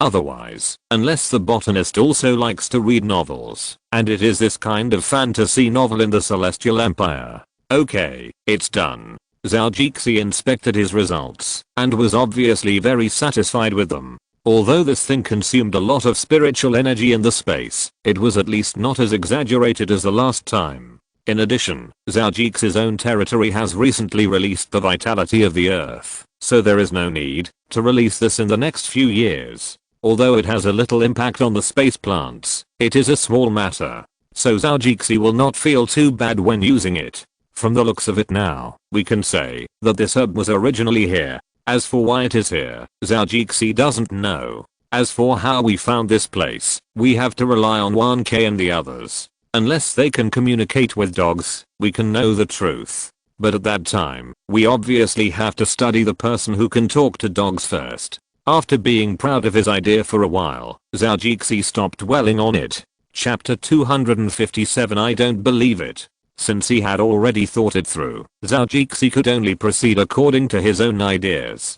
So when he returned home, he pretended to be worried. However, he was worried to begin with, so he pretended to be worried. However, if Zhou didn't say anything, people around him wouldn't ask too much, so Zhou could only wait until someone couldn't help it, or he felt the time was right, then he would tell them. After returning home, Atwood ran over to see Zhou and was relieved to see that he was unscathed. After all, that place was indeed a bit weird, and several things had happened there before, and that was not alarmist. Each one was well documented, and even the old policemen nearby were familiar with that place. Zhou smiled and said to Atwood, it was actually a bit strange, but his reaction ability was good, so nothing happened this time. However, Zhou only said that there had been no people there for a long time, and it was not as scary as he said, so he told him not to take it too seriously. Of course, he couldn't make the weirdness there worse. Zhou was going to develop the land. If something strange and scary happened, who would go there in the future? If that happened, his plan would be ruined. This was obviously not an option. Atwood would of course defend himself, but since the boss came back intact, he obviously wouldn't believe him. He just told Zhou a few more things that happened in the past. But seeing Zhou's doubtful look, he didn't dwell on this issue anymore. Sometimes I wonder if it has recovered in recent years, or if the things that happened in the past were just coincidences. Zhou told him with real facts, and Atwood had a little doubt about that strange place in his heart. Is it really not that scary? These days, after the pets at home got used to it, they all became lively, especially the little finger monkeys, who like to crawl on the beams at home the most. But having them is also good. Now there are almost no insects in the house. Even in the past, some insect repellent had to be sprayed, but now even that is not necessary. However, Zhou was prepared to take out the insect repellent grass in his hand, but he didn't take it, because he thought it was not a good time yet. Anyway, the insects will not bother him, and he has a lot of bracelets made by little fairies on him. However, after seeing this scene, Zhou's favor for these freeloaders suddenly doubled. The platypus followed the old lady, or ran over to Zhou to get intimate, and get some food, when he was greedy, but relatively speaking, he still liked to stay at the old lady's place. Because there is a small lake around the corner from the old lady, the two guys like to jump from top to bottom every day, and then splash a burst of water. The old lady also watched with relish, and sometimes she was thinking about something, but Zhou didn't know. But he thought, could it be that she was following the legendary martial arts mode and suddenly realized martial arts, and Zhou's heart suddenly became hot for this idea. Sometimes he was struggling whether to ask, but then he thought that, if he disturbed the old lady's enlightenment, wouldn't he be a sinner? With this thought, he didn't ask, but when he was free, he would sneak a peek at the door, making the old lady wonder what Zhao Jixi was doing, mysterious and strange. But when the two talked about this later, it was really fun, so let's not talk about it now. Another thing also started. Zhao Jixi's greenhouse had started to work in an orderly manner, but the old lady was busy at this time, making phone calls at home all day. This was like the World Congress. If Zhao Jixi didn't have a good language reserve, he might not understand what the old lady was doing. It turned out that here, the old lady saw that the greenhouse had started and would be operational soon. She started calling her former colleagues or her students all over the world. She asked them to help her mail the medicinal plants she specified to her in their local area. According to what Zhou heard, the common ones are burdock, chrysanthemum and wolfberry, as well as scrophularia, scutularia and morinda officinalis, which are not very familiar to even the Chinese. Of course, in addition to Chinese medicinal materials, the old lady also asked for traditional medicinal plants originating from other countries and regions. For example, the root of Houchtuinia cordata, which originated from the United States and has antibacterial effects, and the labiati, which originated from India and Europe and has analgesic and lipid-lowering effects. The blood croton, which originated in Peru and Ecuador, can be applied to wounds to accelerate healing and prevent infection. Peruvians also use it to treat fractures, hemorrhoids, and gastric ulcers, and indigenous tribes use it to treat postpartum hemorrhage. It is more suitable for modern people to treat oral ulcers, repair gastric mucosa, treat irritable bowel syndrome, gastritis, ulcerative colitis, diarrhea, etc. Zhou was a little dreamy after hearing these, and then there were some other strange plants. Anyway, Zhou said he didn't know. Sometimes, Zhao Jixi had to say that his master, who became a doctor halfway through his career, was really awesome. He had already developed the application of Chinese herbal medicine to an international level, and now it is used all over the world. What Zhao Jixi remembered most clearly were some plants that the old lady said could produce blood dragon. In addition to the above mentioned dragon blood croton, rotten lila, and swordleaf dragon blood tree, renonance. There are also plants of the genus Dracaena in the Agavaceae family, such as Cambodian dragon blood tree Rinbonpa. Plants of the genus Dracaena in the genus Dracaena are in East Africa. There are also plants of the genus Pteropusrel in the Fabaceae family, and dragon blood Pteropusrel is in America, and plants of the genus Croton and the genus Euphorbiaceae family, such as hibiscus leaf Croton rotombsphaluscunth produced in New Granada, Spain, and Ratanga cyphilasl S, produced in New Andalusia, etc. These are almost some plants that will lose out juice the same color as human blood if you scratch them. It has to be said that Zhao Jixi only found out about these things after he checked on the internet, but even so, Zhao Jixi still felt it was amazing. He had never thought that there were so many things he didn't know. Although it hurt his self-esteem a little, but thinking that he had such a master, as long as he worked harder to study in the future, his knowledge would be on par with hers, and with his good brain, it would not be a problem for him to travel through time and space to become an old lady in the future. Seeing the old lady's enthusiastic look, Zhao Jixi was also very pleased. It seemed that he had done nothing wrong in this matter. Obviously, this was in line with the old lady's wishes, and it would also make the old lady regard this place as her home more, which was what Zhao Jixi had always hoped for. He also knew something about the old lady, and now she was alone, so he also wanted to be filial to her. Number 258 Chengnan. Now when Zhao Jixi has nothing to do, he goes to see the progress of Zhou 08 and the others' work. But he is obviously not as diligent as the old lady. The old lady goes there to see the progress of the greenhouse when she is free. Now it is like a daily routine walk. When she is free, she walks around. Anyway, it is like walking the dog or taking a walk. It must be said that such days are much more fulfilling. Zhao Jixi has not become so careless, but has become much more stable, much better than when he was just reborn. Moreover, there are a lot of homework every day now. Even with the help of space, it is obviously impossible to learn too fast. He is also reading some biology books now, so that he can make himself more professional in the future, so he has to work hard on himself. But fortunately, there is a space next to him, so his study time is not bad, but it is just a little tiring. And now the weirdest thing is, that Zhou Jixi is actually enjoying it. This also makes Zhou Jixi think sometimes, that he is actually a very ideal person. If my former teachers saw me like this now, I don't know how many times they would be surprised. Haha. It's fun to think about it. Now Niha and the others have been back for a few days, and the negotiations with Zhonghe are almost done. The wishes of the third and fourth sisters will probably be fulfilled soon. Zhou Jixi sat in front of the computer, browsing the materials sent by Niha. After a few casual glances, he thought secretly. He used a little force to support the table with both hands, causing the chair to turn around. Zhou Jixi was thinking about whether he should do something recently. I don't really know most of the farm stuff, and I've given the farm a gold finger now. Not only is there the water of vitality, but there's also the vitality of the earth, and the effects are constantly showing up, but it'll take some time for the effects and results to be converted into money. Not everyone who plays with land in the United States can become a millionaire. In fact, if there's no gold finger, and if the year is not good, it's definitely a losing business. But Sky Farm has done really well under Atwood's management over the years. It can bring in a stable income every year.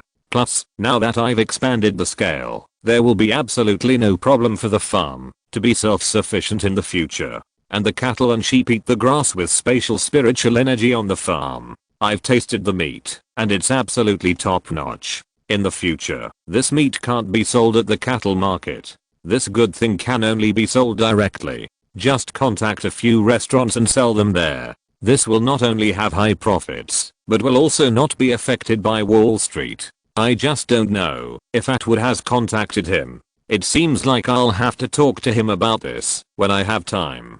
Zhou Jixi sat in the chair and thought about his farm for a while, which was something he rarely thought about. He used to do things for only 3 minutes, and he went wherever he wanted. He never settled down at all. He came to live on the farm because he thought the air here was good, and he was also influenced by rural novels in his previous life, so he liked living here. But he really didn't stay here well. He almost always went out after coming back for a few days, either to San Francisco or to South Korea, and also to China. He really hasn't settled down yet. But recently, Zhou Jixi followed the old lady to learn martial arts and medical skills, and he felt that his heart was much more stable. The whole person has become much more fulfilled, unlike when he just got the space and then inherited the property. The whole person feels like floating, like a duckweed with roots, not down to earth at all. After all, the adventure and wealth came too quickly, and the whole person has not adapted to it. Zhou Jixi has also discovered his changes recently. He didn't do this hard work before. Now that he has the space and money, who would want to torment himself? Might as well enjoy life. There is no such thing as the current suicidal look. It seems that I have become very motivated. Haha. I didn't expect that Jay Chou, would have such a day. This person's life is really strange. Jay Chou couldn't help but sigh. In a coffee shop in Chaoyang district, the capital of China, Li Shuang sat there in a very formal dress. At this moment, he was full of the momentum of a successful person, and at this time he was sitting in his seat, chatting with a woman. Li Shuang? The woman opposite her muttered his name. The woman looked very gorgeous. The beige woolen top was full of fashionable design, and the lower body was a channel skirt released in Milan this autumn. The woman also had 2 rings on her hands. One was a small butterfly, and the other was a blue rose. With a head of black hair, a delicate face, and 3-dimensional facial features. Although she was dressed very fashionably, she was also a little cold. In general, she looked like an urban woman. The girl looked at Li Shuang and continued, "Li Shuang? Do you think you would feel better if I called you Shuang Op?" Li Shuang took a sip of coffee and calmed down his excitement. After so many days of blind dating, this woman really made him feel something. Of course, it wasn't the kind of feeling that made him want to go to bed. Maybe a little bit. Anyway, after seeing so many Chinese cabbages, this one made him feel like it was a meat dish, and he had a strong desire to conquer her. Haha, Miss Cheng, if you like, I don't mind. Li Shuang said calmly. As an experienced man, he obviously would not let the woman opposite him discover his thoughts. Oh. The woman responded, her voice carrying an unknown meaning, as if it was close but far away, making it difficult to figure out what it meant. This guy looks okay. Well, he seems very secure. Those girls are really something. They sold me out just for a bowl of chicken soup, and they persuaded my mom to come here for a blind date. The woman couldn't help but smile bitterly in her heart, but she came here for this blind date with such a purpose. Otherwise, how could she come back just because of those little girls' words? She is already quite old now, and the man opposite is a good match. Her parents' generation is still good friends, so thinking it would be nice to meet, she agreed to this blind date. Shuang op, please call me Qingnan. If we count our two families, we are old friends, so there is really no need to be too distant. Qingnan smiled and said to him, oh, by the way, the Nan in my name means man. If you're listening to this novel on a channel other than Fanfic World, it means they downloaded and uploaded it without effort. We cordially invite you to visit our channel, Mundo Fanfic Novelos. There you'll find the original version of this story and you can explore many other novels of various genres. We're waiting for you to immerse yourself in a world of incredible novels.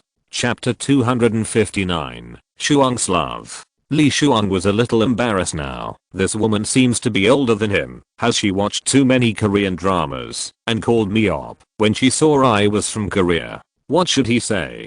Hey, forget it. Let's just go with it. Anyway, I'm not at a disadvantage, but I still have to talk about her in the future. How can you call me op casually? Really? Although it was a little ridiculous in his heart, he was still able to handle the conversation with her. Haha, okay, Miss Cheng. Oh no, Chengnan. Nice to meet you. I'm a bit unfamiliar. Haha, I apologize. Li Shuang concealed his embarrassment and said to Chengnan, it's okay, I understand. Chengnan looked understanding, but cleverly took over Li Shuang's embarrassment. Oh, haha.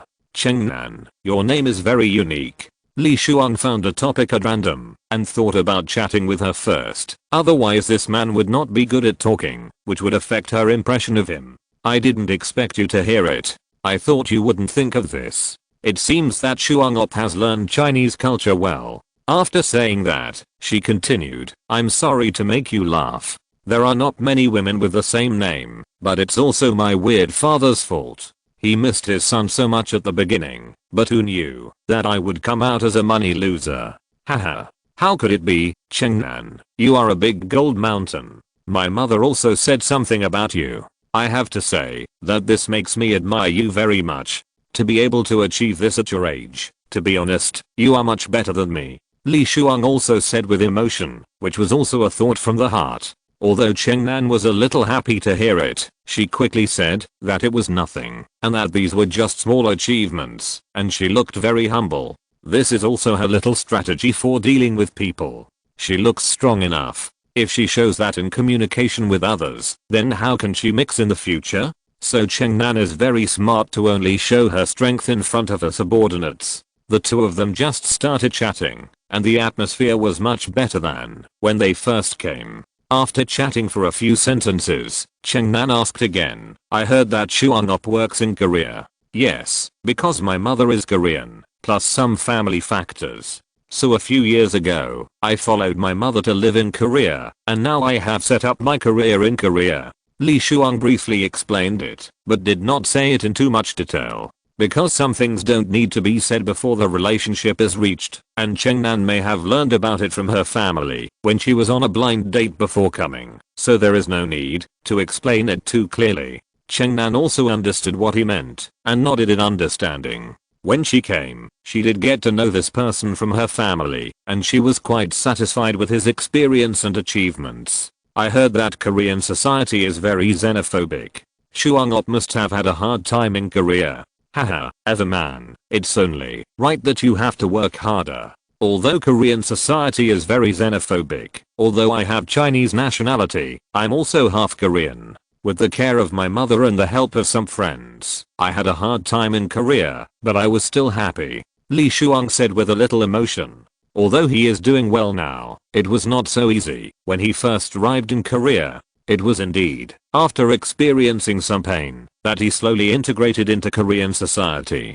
Chengnan nodded to show his understanding. It is said that when women see a big man showing tenderness in front of them, they are either disgusted or exude a maternal aura. At this moment, Chengnan was obviously the latter. Even the way he looked at Li Shuang was much better, and the expression on his face softened. Yes, it takes a lot of hard work to get recognition in this foreign country. Chengnan seemed to have thought of something and said to Li Shuang with emotion. Yeah. Let's talk about you, Chengnan. I still don't know you, even after talking to you until now. Li Shuang also saw the woman's expression at this moment and knew that this woman might be exuding a strong maternal instinct and actually began to sympathize with him or agree with him. Li Shuang didn't have any special feelings, nor did he feel that the woman's sympathy or anything would make him a male chauvinist. After all, this is an advantage. As a businessman, he still understands the gains and losses. Moreover, this can be used to pick up girls with past experiences, which is also a kind of capital, isn't it? He is not so stupid that he has the capital and doesn't use it. In Zhou Jixi's villa in California, the United States, Zhou Jixi was continuing to study and practice boxing in the space at this time. After a while, the little fairy ran over to report that the phone in his room rang and asked him if he would answer it. Did you see who called? Damn, it's the middle of the night now. Even if I didn't sleep, for normal people, you don't have to think about it to know that you are asleep now. Zhou Jixi muttered after finishing his boxing. Report to the leader. The phone shows the name of Shuang, and there is also a picture like this. The little fairy used green light to imitate the enlarged version of the avatar on the phone, and then Li Shuang with a sly expression appeared in front of Zhou Jixi. The lustful eyes, plus the open mouth and sticking out tongue, really looked a bit weird. Damn, it's okay when I look at the phone normally, why is it so disgusting to look at this enlarged version? Zhou Jixi said to himself, and then said to the little fairy, well, I know, you have worked hard today, go down. After waving his hand, the little fairy bowed and flew away. Because of the different time ratios, Zhou Jixi was in the space, and he took a bath before going out, and the phone in the room was still ringing. Sure enough, this space thing is a good thing.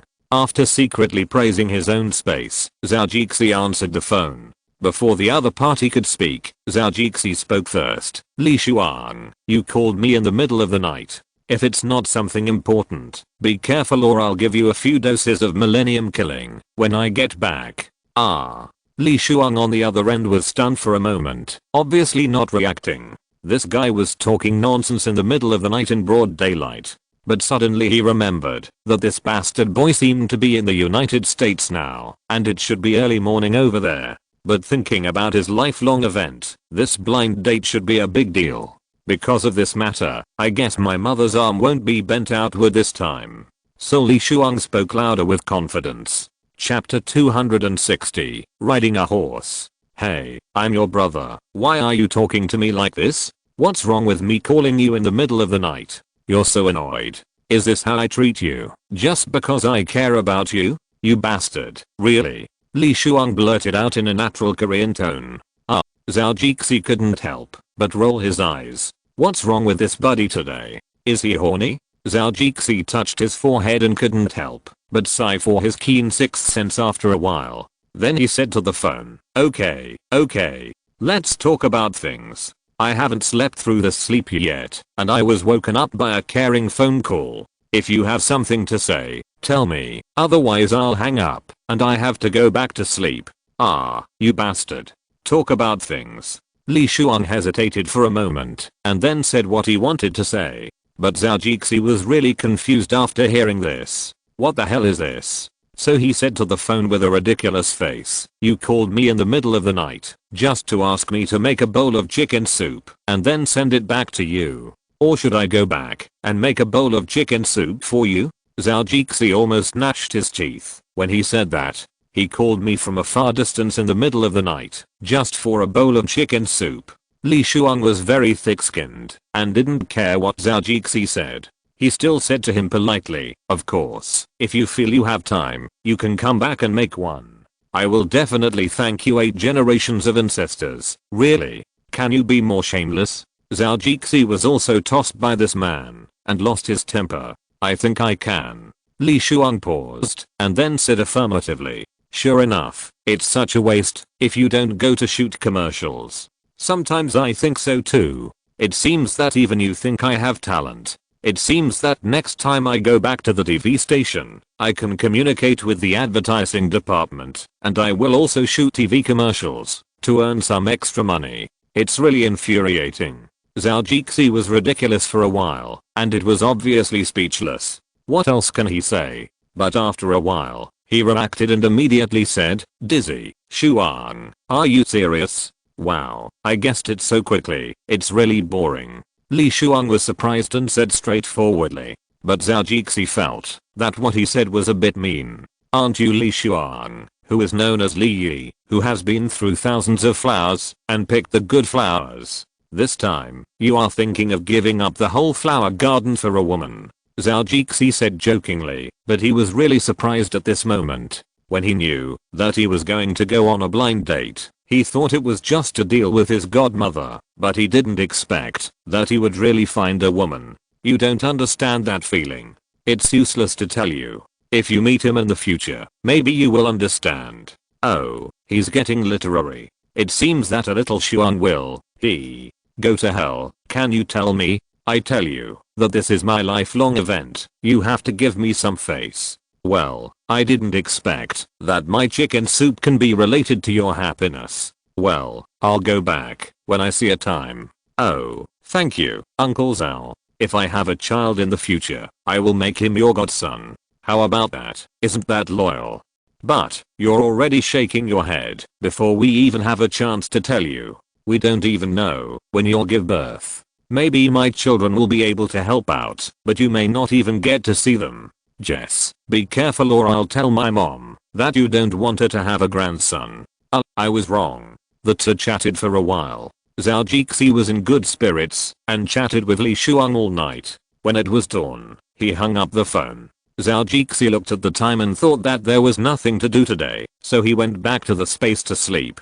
In the morning, he got up normally and went to practice boxing with the old lady again. After breakfast, Zhao Jixi went outside to take a look and took Zhu Feng for a walk. This kid is very wild now. If he keeps staying in that small place, he will not be happy. Last time, Zhao Jixi didn't take care of him for 2 or 3 days, and he seemed to be angry and didn't let Zhao Jixi ride on him. Zhao Jixi had to comfort him for a long time and add fruits in the space before Zhu Feng became obedient. Even so, Zhao Jixi liked this little guy more and more. Zhu Feng was smart and clever, and Zhao Jixi liked it very much. Although this thing sometimes looked down on people and horses, he didn't have time to get angry when he saw its arrogant look. He was very happy. This girl was so proud that she let him ride on her.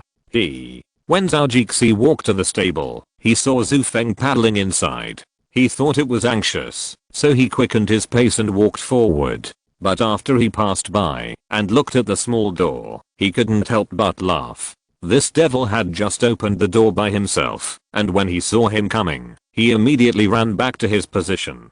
The most hateful thing was that he pretended to be anxious.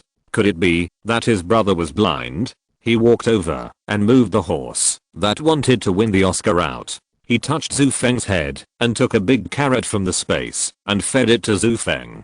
He said to it while feeding it, "You have eaten so many good things in the space. Why is your head still so stupid?" Zhao Jixi said, and moved Zhu Feng's head to the small door. He said to it, "Look, you did a bad thing and left such obvious evidence. You think I'm blind when you are your master. Really, you are so stupid." Zhao Jixi gently reached out and hit its head and then rubbed Zhu Feng's head again. Zhu Feng also saw this according to Zhao Jixi's instructions, but this guy's not stupid now. He doesn't care what Zhao Jixi said. He directly moved the head that Zhao Jixi touched close to Zhao Jixi and acted cute and intimate in front of him. "Ah, you guy." Zhao Jixi smiled helplessly. "I really can't do anything with you. Let's go. Let me take you for a run first. Woo. Wow. Zhu Feng called to Zhao Jixi happily for a while. After leading it forward a few steps, Zhao Jixi first helped the boy to do some personal horse hygiene. After brushing the fur and taking some other things for a while, Zhao Jixi took the horse riding equipment. Then he put the saddle on Zhu Feng's body, and after putting other things on one by one, he rode on Zhu Feng. Update fast pure text chapter 261 Cowboys. Let's go. Zhu Feng, run. Woo. Ha. Zhao Jixi shouted strangely, and then commanded Zhu Feng to run. He is no longer a novice now, and his horse riding skills are improving every day. In addition, he has practiced kung fu now, and his body's balance ability has become much stronger. So it is no big deal for him to run faster on the horse. Hiss. Zhu Feng also shouted a few times, and ran with 4 hooves. Ding ding. Ding ding. The iron hoof of the horse touched the ground, and made this rhythmic sound. The grass in Zhao Jixi's farm is not grown by blowing, but by urging it to grow. Of course, these are all trivial matters, but the farm is full of grass, so when Zhao Jixi ran on horseback, there was no billowing smoke and dust floating behind him. Along the way, Zhao Jixi felt sorry for this for a while, thinking that it was a pity that this scene could not be realized when watching American Western movies at that time. When we run on horses, we run very fast, and a group of people will follow us and eat dust. Just thinking about this scene makes people happy. But later, when Zhao Jixi really tried it himself, he found that this thing was really a bit of a rip-off. At that time, let alone letting the people behind eat dust, he would be eaten by the dust floating in the sky first. After running for a while, Zhao Jixi saw the cowboys and the cows in his farm. There was no sign of cattle running, but the sound of cowboys' yoo-hoo came from time to time. The vigorous cowboys raised the whips in their hands and waved them in the air. The leather on the leather pants and the horsehair under the crotch fluttered in the wind. The cowboys were facing the morning sun, and their bodies seemed to be coated with a layer of golden light, which made people particularly excited and wanted to ride their horses and whip them.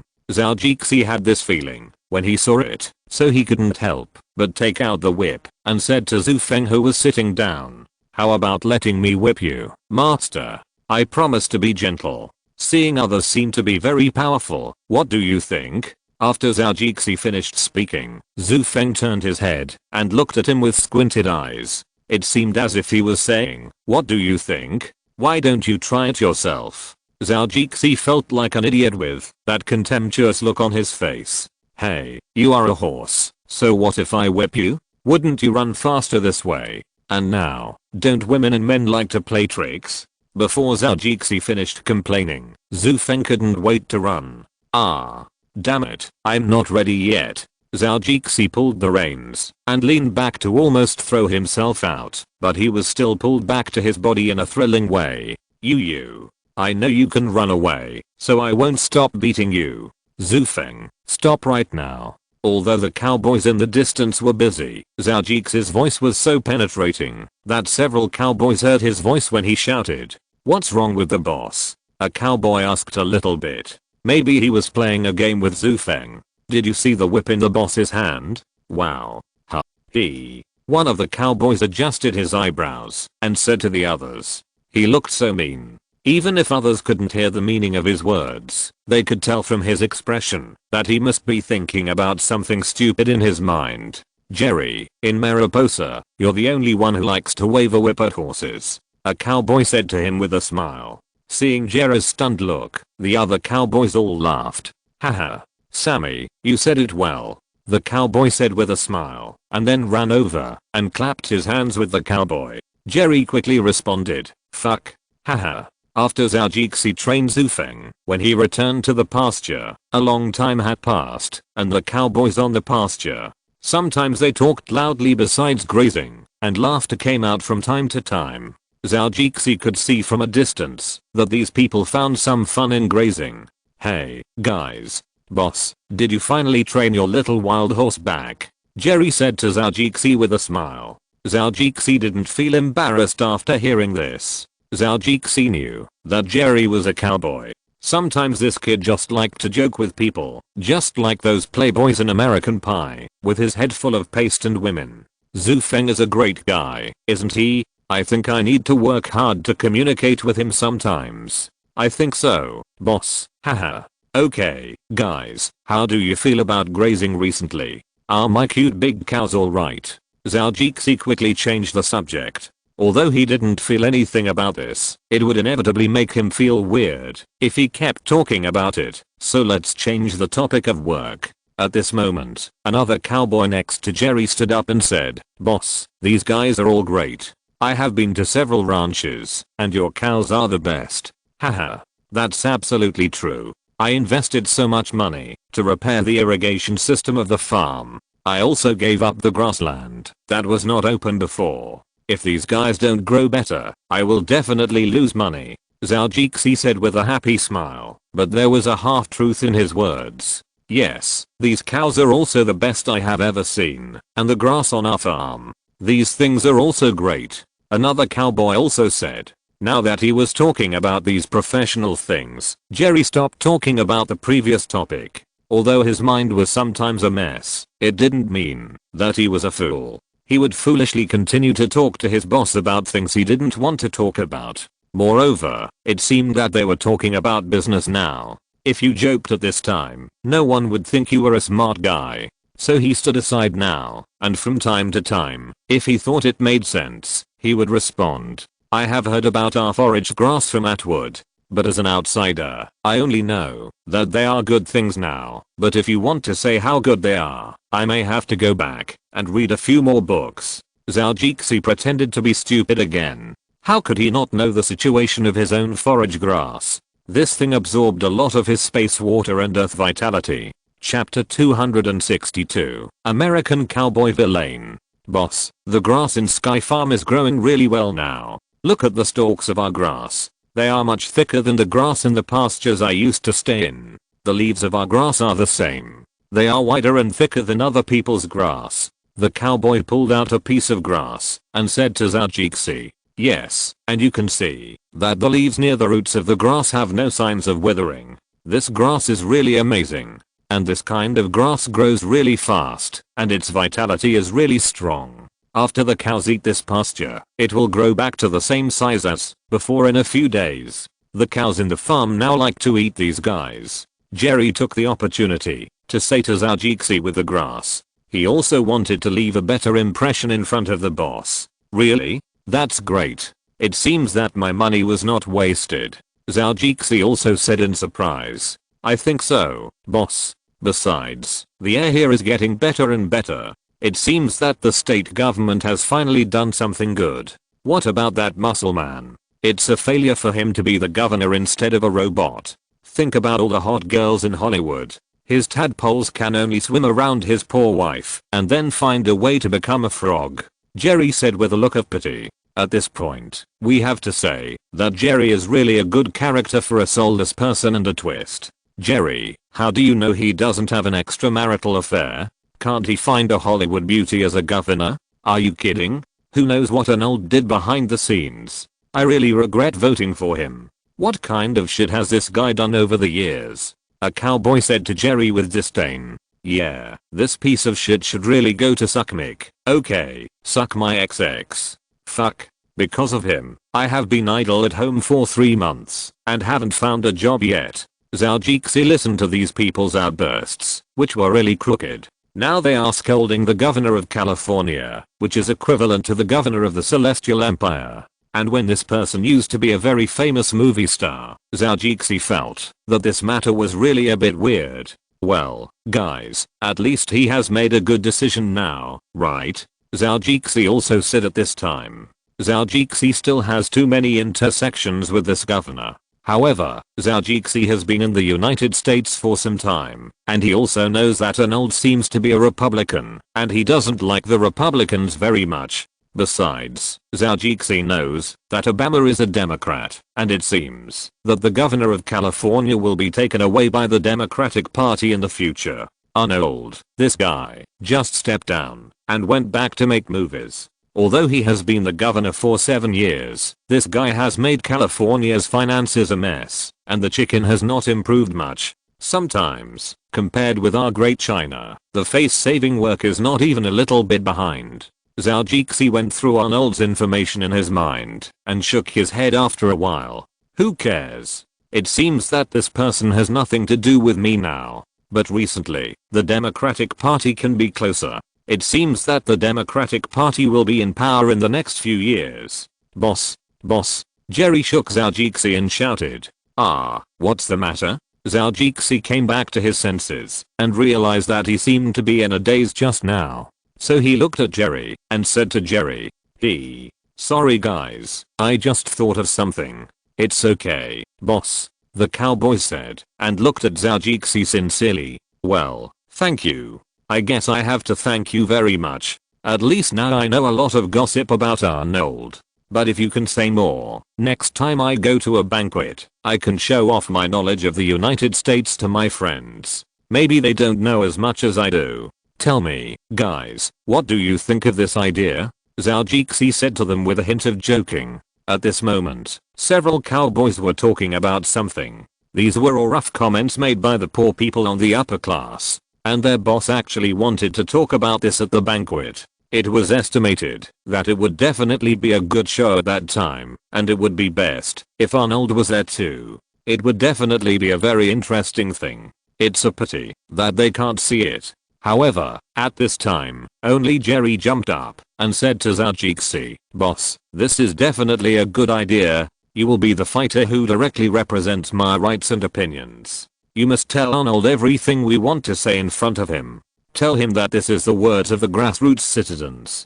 I think even if you scold him in person, he won't get angry. Jerry laughed excitedly and danced with joy. Wow, this is a great idea. Jerry is so smart. After hearing this, Jerry was able to continue what he said. Zhou Jixi was a little speechless. Does this guy have a brain? Don't you know this is just a joke? Damn, I really want to take him out and beat him up. But it wasn't just Zhou Jixi who said that. The other cowboys were obviously the same. One of the cowboys even said to Zhou Jixi, Okay, boss, he is like this. You will see more of him in the future. I think you will get used to this Mr. Jerry with a brain full of mud. Haha. Jerry is very humorous, isn't he? Haha. Haha. Zhou Jixi said with a smile. How hypocritical of me. This guy is just a fool. Zhou Jixi immediately defined this Jerry again. Of course, he never thought of firing him. He just thought that Jerry was just that kind of person. Besides, firing people casually is also a troublesome thing. Then Zhou Jixi chatted with a few cowboys about farms, some current affairs and some celebrity gossip. Of course, the most important thing is the dirty jokes or jokes that men like. He also likes this thing very much. Just like in the previous life, I like to chat about this with people online. Thinking of the group of netizens in the past, Zhou Jixi remembered that he had joined a group that always changed its name. It must be said that there were a lot of seeds in it. There was also the netizen nicknamed Wormhead or Onionhead. Zhou Jixi couldn't help but smile knowingly. After chatting for a while, several people rode on horses, and they didn't feel tired while walking and chatting. So the chat among several people was also lively, and the cowboys had a good impression of this kind and humorous boss. Then he saw that the time was almost up. Zhou Jixi followed a few cowboys and waved goodbye, and rode Zhu Feng directly home. Today, the old lady said that she wanted to make the meat buns she had eaten when she was a child, and she also said that the taste was very good. So Zhou Jixi wanted to go back quickly to eat and see how good it tasted. Chapter 263, The Anticipated Buns. PS. It will be available in the afternoon. Please subscribe and support. When Zhou Jixi rode past the villa, he seemed to smell the fragrance. The old lady had already started steaming buns in the kitchen. There were not only two nannies helping, but also Zhou Jixi's Japanese assistant Miko. After Zhou Jixi glanced in from the door, he saw Xianshan standing next to him, with a finger cutely placed at the corner of her mouth. From time to time, she wiped the saliva from the corner of her mouth with her hand. Her big eyes kept staring at the steamer there, and the desire that was almost about to turn into reality almost blinded Zhou Jixi. When encountering such a lively event, of course, Saiyan, the monkey head, is indispensable. Now the little gorilla is standing on the golden chair in front of the kitchen island, eating the fried chicken placed in front of it by the old lady or the nannies. But now this guy is typically eating from the bowl and looking at the pot. After eating fried chicken, it licked its fingers and stared at the smoking steamer.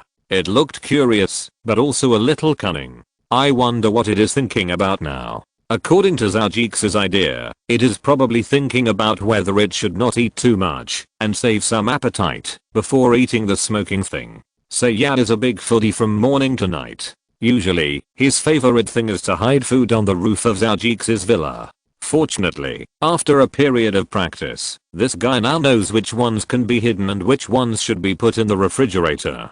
So sometimes when Zhou can't find it, he shouts towards the roof, and he can see this guy running out with some food in his mouth. He pretends that nothing happened, and fiddles with his hair in front of Zhou, which makes Zhou laugh. Sometimes Zhou is strange. It's not that dogs like to bury food or fun things. Why is the gorilla doing this now? And there is plenty of food at home, but he still finds a place to hide and eat secretly? Do animals also feel a strange pleasure from stealing food? Unfortunately, Zhou is not an animal behavior expert, so he didn't think about this problem anymore. Since this little guy likes to hide, just let him be. Although Zhou's kitchen is really big, there are many people staying here at this time, so the old lady took 1K and 1 Fu and the other 3 Tibetan masters outside. At this time, these dogs are eating a pot of beef. After seeing Zhou barking at him, they still waited for his response with a bit of pain in their hearts. Seeing that Zhou didn't mean to come over, they lowered their heads and continued to eat their lunch. Does it feel like this thing is calling me to eat? Zhou killed this idea with a bit of amusement. Then he sent Zhou to the horse farm first, and after preparing a portion of food for it, he was ready to go back. Sees saw Zhou in the distance, waved his hand, ran over and said, "Hey, boss, take Zhou for a run today." Sees greeted Zhou enthusiastically. Yes, I took him for a run this morning. This bad boy is now a bad-tempered horse. If I ignore him for a day or two at home, I can hardly ride him. Zhou walked over and held hands with Sees, bumped his chest, and then said to him, "Indeed, Zhou is not an ordinary horse now." Sees also said with emotion. At this time, he was referring to Zhou's intelligence and its temper. Although this horse is very smart, it also has a bad temper. Zhou also knew what Sees was talking about, so he replied, "Yes, it has a bad temper." Zhou also said with a smile, but there was also a hint of pride and pampering in his words. "But I like those mares very much, but Zhou doesn't care about them. Is he thinking of not mating? What a strange horse." Sees said to Zhou with a puzzled look on his face. "Really? We need to think of a way. My Zhou is so good. I believe its next generation will also be a good guy." Zhou said, pretending to be a little worried and proud. This is the attitude that farmers or rich people who have a group of good horses should have. Fortunately, Zhou's acting skills have become perfect now, and he did a good job this time. Anyway, Sees didn't see the drama in Zhou's eyes.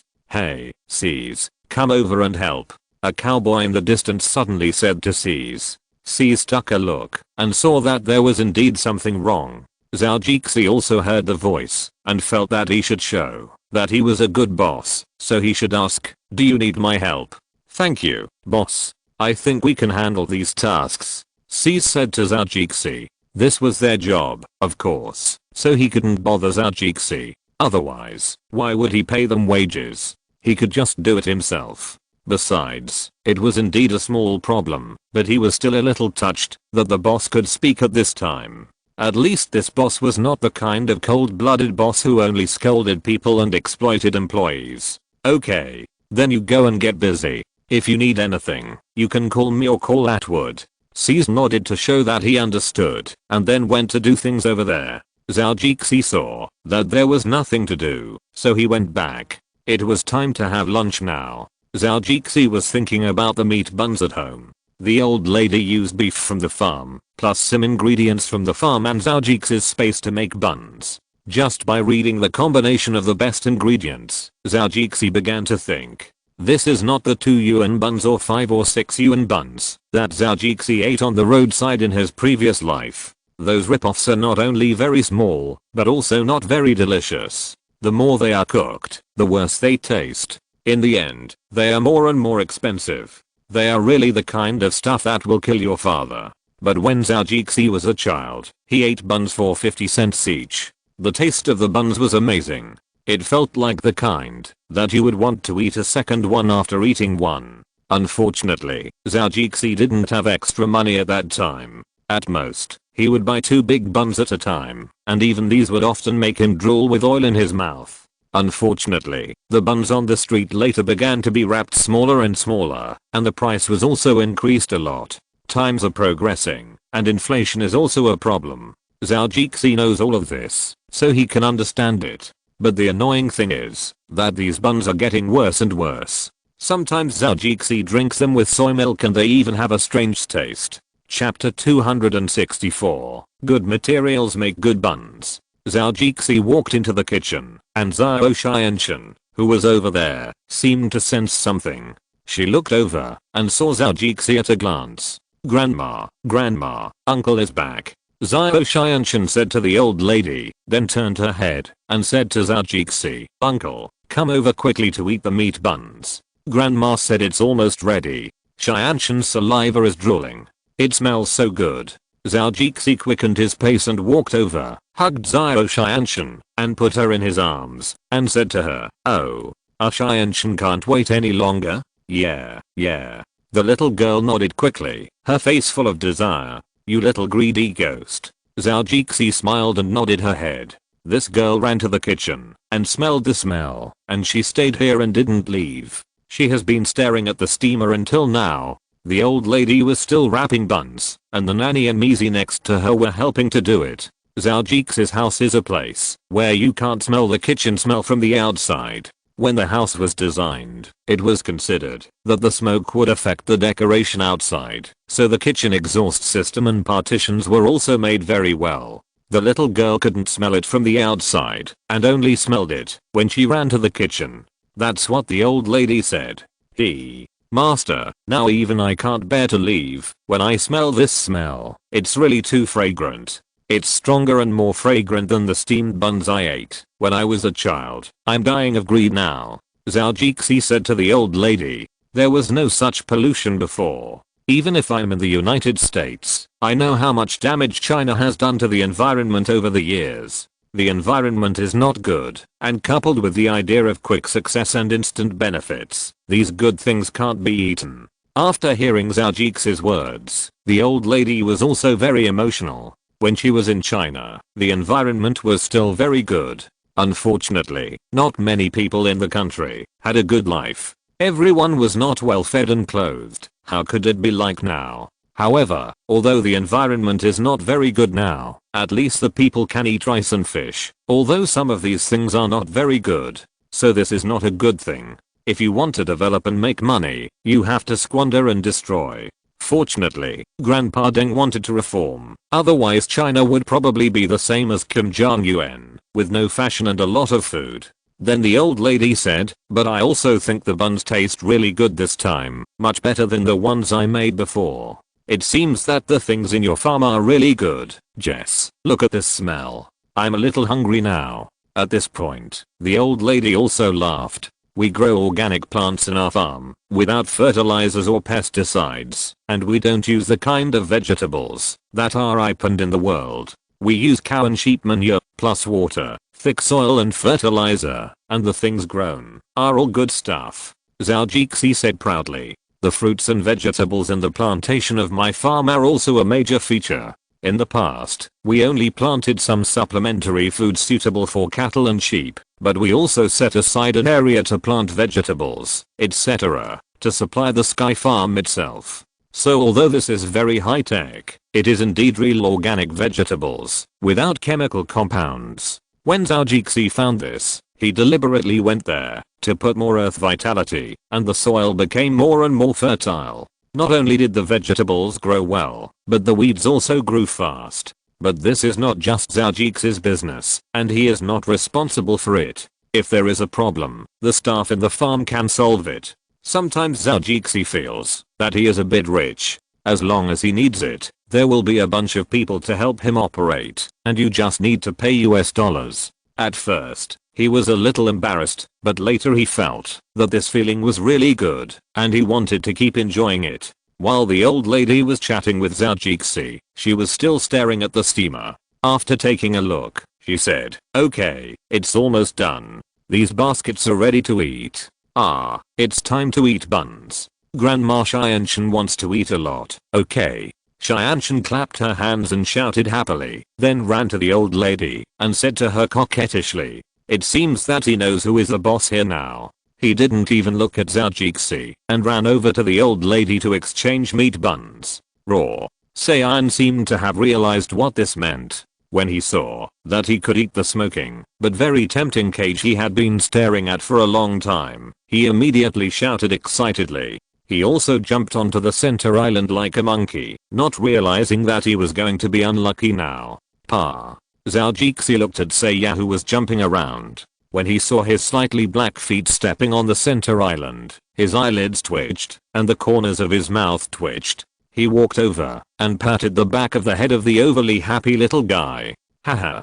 Didn't I tell you not to stand on it? You are still thinking about the pot while you are eating. Zhou ignored the guy's protest, grabbed him down, and patted his little butt a few times, letting the little gorilla learn a lesson. "Okay, do you dare to do it again next time?" Seiya shook his head pitifully, and there were even some tears in his little eyes. Although Zhou felt a little bit reluctant, this little thing is like a child. You have to teach it, and then it will know what it can do, and what it can't do, so it still needs to be taught a lesson this time. "Uncle, come and eat the buns." Xianshan didn't know what had just happened. She was holding a small bowl in her hand, which contained the buns that the old lady had opened. She smelled the smell with an intoxicated look on her face, but she was still very conscientious at this time, and shouted to Zhou who was standing next to the center island.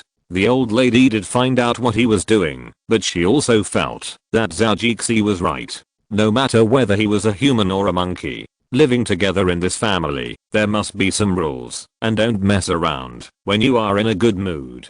And this Saiyan is like a child, he needs to be taught. Zhou was also shocked at this time. After the old lady opened the cage, a burst of fragrance came out immediately. Zhou also smelled it now. Fragrant, tempting fragrance. Zhou now thought about when he was a child, standing in front of the bun stall, and the smell was almost a small matter compared to it. He now thought about the pot of buns, and then took a big bite. Chapter 265 I want to eat. Zhou thought that it would be enough to teach him a lesson, so he said to Seiya, "Okay, you remember this lesson. Do you understand?" Seiya was happy when he heard Zhou's words. He had passed this difficult time, and nodded quickly. That expression seemed to say that I would never do it again, I promise. Zhou smiled and said, "Stinky boy, okay, you go eat buns too." The old lady took out the buns from the steamer with the nannies and put them one by one on a large square plate. The plate was filled immediately, and then they were stacked one by one on top, and finally all the buns were packed. "Wow, master, you made so many. I'm so lucky." Zhou looked at the stacked buns and felt a little drooling, but he thought that he couldn't lose face in front of his little niece, so he controlled himself. However, the rolling Adam's apple kept swallowing saliva, but it exposed him. Seiya also wanted to pounce on it at this time and directly put the bun in his mouth. But thinking that there was an old lady over there who was more powerful than the master, and he was still in the master's hand, he didn't have the ability to think about it now. The old lady said kindly, "You are practicing martial arts so hard now, the consumption is not ordinary, plus you can eat it. I'm not afraid that you don't have enough, so I wrapped a little more. You can eat it with confidence later. There are still many here that have not been steamed in the cage. No matter how much you want to eat, I can take care of it now." "Yeah. Thank you, master." "Master, you are so good." Zhou was a little touched after hearing the old lady's words, but he still looked very happy on his face. Some things are better to remember in your heart. Just like the old lady, she remembered what Zhou did for her in her heart. The two are now master and apprentice, and there is probably a lot of time in the future. Especially the old lady said that the physical functions of people who practice martial arts are not ordinary, and living over 100 years old is probably a piece of cake. So what Zhou Jixi has to do is to be filial to the old lady in the future, and the old lady also wants to pass on what she has learned to Zhou Jixi in the future. It is not a small matter for the old lady to do this. According to the meaning of ancient times, there is the idea of directly treating Zhou Jixi as a son. People who practiced martial arts during the Republic of China, or in later times, all attach great importance to this inheritance. It is impossible for their disciples to simply learn the secrets. It takes several years or more for the masters to test their character and pass on the final things when they feel suitable and reliable. At that time, the popular saying was that teaching apprentices would starve the master to death, so there were many concerns about being a master. The old lady also had this idea, teaching Zhou Jixi some general things first, and saving the real good things for later, and seeing the situation, she would decide whether to teach or not. Okay, stop talking nonsense and eat quickly. If you don't eat now, Saya will be angry with you, the old lady said, while staring at the buns with her eyes and breathing in through her nose. Saya said to Zhou Jixi. Zhou Jixi looked down. That's right. The little gorilla's current appearance really made him, the owner, feel embarrassed. Although I like it, I can't be more subtle. Don't you see how well Maisie did? Although she was swallowing her saliva, her movements were much more hidden. Zhou Jixi saw her little movements clearly with his keen senses. The same was true for the two nannies. Although they may not have eaten food like buns, this did not prevent them from liking this bun. They all liked the taste very much. At this time, Chyanshan had already cooled the buns she was going to eat. Maisie looked at it from the side and found that it was stable and would not burn the child, so she said it was ready to eat. The little girl couldn't help it, and she bit a small piece of the dough carefully. The soft and slightly sweet dough went into her mouth. The girl's eyes narrowed into crescents with joy, and her little mouth was like a motor, and she took another bite of the bun. She murmured in her mouth, "Well, what a delicious bun. This girl." Zhou Jixi also said with a smile, "Eat slowly, there are still a lot here. Eat slowly and don't swallow it." The old lady walked over and patted her back kindly and said to Chyanshan, Well. Chyanshan didn't stop eating and was still busy responding to the old lady. After the old lady finished speaking, she turned her head and said to Zhou Jixi, "You should eat it too." Hey. Zhou Jixi looked at the crystal clear buns in front of him, licked his tongue, walked over to pick up one, put it to his mouth and blew it. After feeling a little cooler, he took a bite of the bun. The aroma, a mixture of noodles and beef soup, hit Zhou Jixi's taste buds. There was no time to speak, and he was reluctant to stop eating the buns. Zhou Jixi didn't even say a word, and ate a bun directly. But this look is more powerful than any words. You can tell whether it tastes good or not immediately. Zhou Jixi finished a bun in one breath, and wanted to have another one, but suddenly stopped. Now he seemed a little impolite, so he stopped, and said to the old lady, "Master, I'm sorry, the bun you made is so delicious. I was so rude just now. You are such a kid, when did you become so particular? If it tastes good, you should eat more. You are still particular at this time. Okay, go eat yours, and I, the old lady, will try it too. How does it taste? I don't have time to deal with you now," the old lady said to Zhou Jixi in a grudge. After that, she also walked over and picked up a bun. The old lady's movements were fast but elegant. It can be seen that in addition to being an instructor, her previous tutor was also extraordinary. Zhou Jixi touched the back of his head a little embarrassedly and used his key trick, pretending to be honest. Then master, I will eat first. But after saying this, he found that there were still a few people swallowing their saliva. At this time, Maisie and the nannies were standing by and busy. If you're listening to this novel on a channel other than Fanfic World, it means they downloaded and uploaded it without effort. We cordially invite you to visit our channel, Mundo Fanfic Novelos. There you'll find the original version of this story and you can explore many other novels of various genres. We're waiting for you to immerse yourself in a world of incredible novels. Chapter 266. I really want to. After Miko helped to take out the buns and put them in place, She couldn't help but swallow her saliva when she smelled the fragrance. It smells so good. When I was blowing air on Chyanshan just now, I wanted to take a bite. The fragrance is so tempting, and I want to eat it. I really want to eat one, just one, but the boss hasn't opened his mouth yet. I'm so hungry looking at this belly. Miko wants to eat buns. It's so uncomfortable to watch the meat. Miko couldn't help but glance at Zhao Jixi with a bit of resentment. Although the action was concealed, it couldn't stand her doing it too much. The two nannies were also dealing with their rebellious stomachs. They had seen delicacies and some expensive foods before. What can't be seen and smelled when working in a rich man's house? But this time it was really a little different. The taste of the buns really attracted them, and the saliva in their mouths would unconsciously speed up. A desire could not help but arise in the heart, especially since the boss was a nice person and there were quite a few buns made this time. This idea was even more realistic, and both of them could not help but think, I really want to try one. Zhao Jixi felt as if there were a few eyes staring at him all the time, but sometimes they were gone, and sometimes they were back. After paying close attention secretly, he was surprised to find that everyone likes good things. The nannies around him, as well as the beautiful Japanese assistant he hired, were all looking at him secretly with expectation and resentment. The painful thing for a person's mouth is that he can't eat delicious food when he sees it, and the most painful thing is that he can't eat the most delicious food, but someone is eating it in big chunks in front of him. Unfortunately, Zhao Jixi now finds that he seems to have both. Should I continue to pretend to be honest? Zhao Jixi inexplicably thought of leaving this, but he had just finished pretending, and it seemed a bit inappropriate to continue using this trick now. I think too much. Why not just call them over to eat? Really? Zhao Jixi secretly laughed at himself in his heart. He began to say to Miko, who was beside the workbench, Miko, why are you still watching over there? Come and have a taste. Miko was stunned for a moment. Did the boss hear Miko's complaints? Oh my god. God bless you. Miko.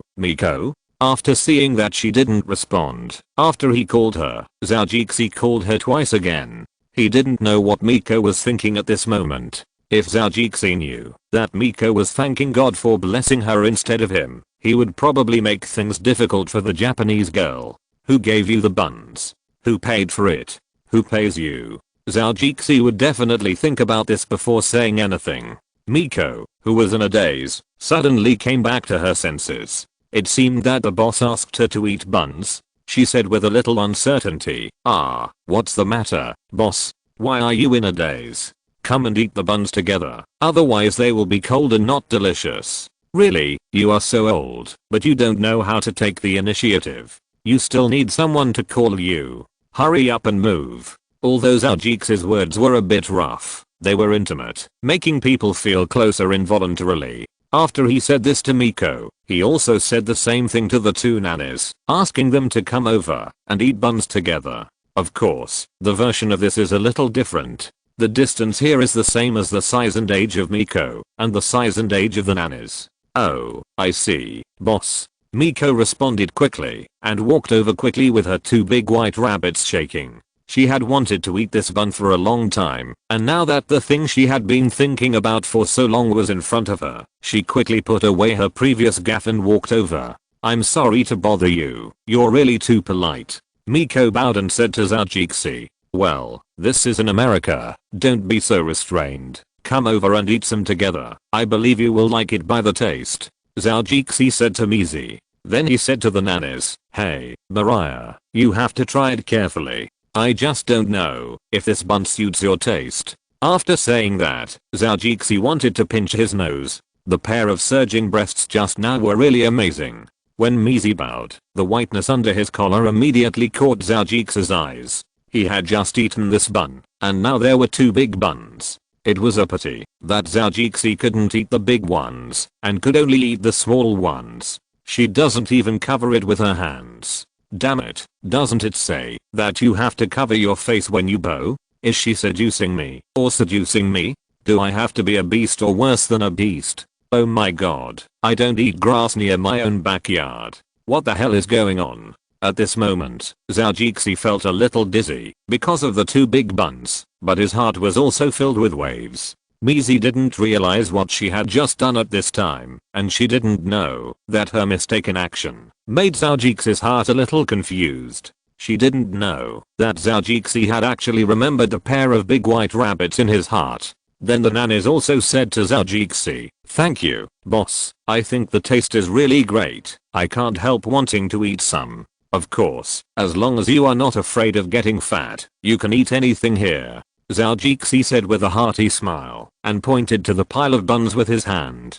Not long after, the two of them also took a plate each, and put buns on it, just like eating a buffet. After taking it, they sat at the center island, and started to eat. When they took a bite, they almost wanted to scream, it tasted so good. The whole bun almost mixed the flavors of all the ingredients added. Not only can you taste a little bit of the flavor of all the ingredients, but you can also taste the mixed sauce and the delicious beef. Wow, this is such a great taste. I have never eaten such great food. Yang is so great. I believe that professional chefs can't make it better than her. Well, indeed, it's really great. At that moment, I felt like I was blessed by the Lord. I really don't know how to describe this taste. It doesn't taste like the buns I ate in those Chinese restaurants at all. The buns made by Ms. Yang are really much better than those foods. The two nannies were talking excitedly, and everyone heard it. The old lady couldn't help but smile and ate the buns happily. Everyone who makes food will feel happy if they can be recognized and praised for the food they have worked hard on. Chapter 267. Selling buns in the United States. Zhao Jixi couldn't help but smile. When he saw the old lady smiling, he couldn't help but give her a thumbs up. But after thinking for a while, he put down the buns and stretched out the other thumb. This is to express Zhao Jixi's admiration. After all, the Americans have a bit of a high appetite. Pure Chinese food alone is not acceptable to ordinary Americans. After all, the food culture is different. After some Chinese cooking methods enter the United States, they have to undergo some transformation to cater to the tastes of the general public. But it's not all like this. For example, the dishes of Sioux cuisine, Sichuan cuisine, Cantonese cuisine, etc. in China are still more popular with Americans. However, Americans have a large regional span, so the food culture in each place is a bit different. Not sweet and spicy is the taste they prefer. In Mariposa, a small town in California in the western United States, the food they eat is still relatively conservative. So Zhao Jixi really admires the old lady who can directly conquer their taste buds. Master, you are so amazing. Even these picky American housewives can't help but praise the buns you make. It seems that you are not only a martial arts master and a Chinese medicine master, but also a food god.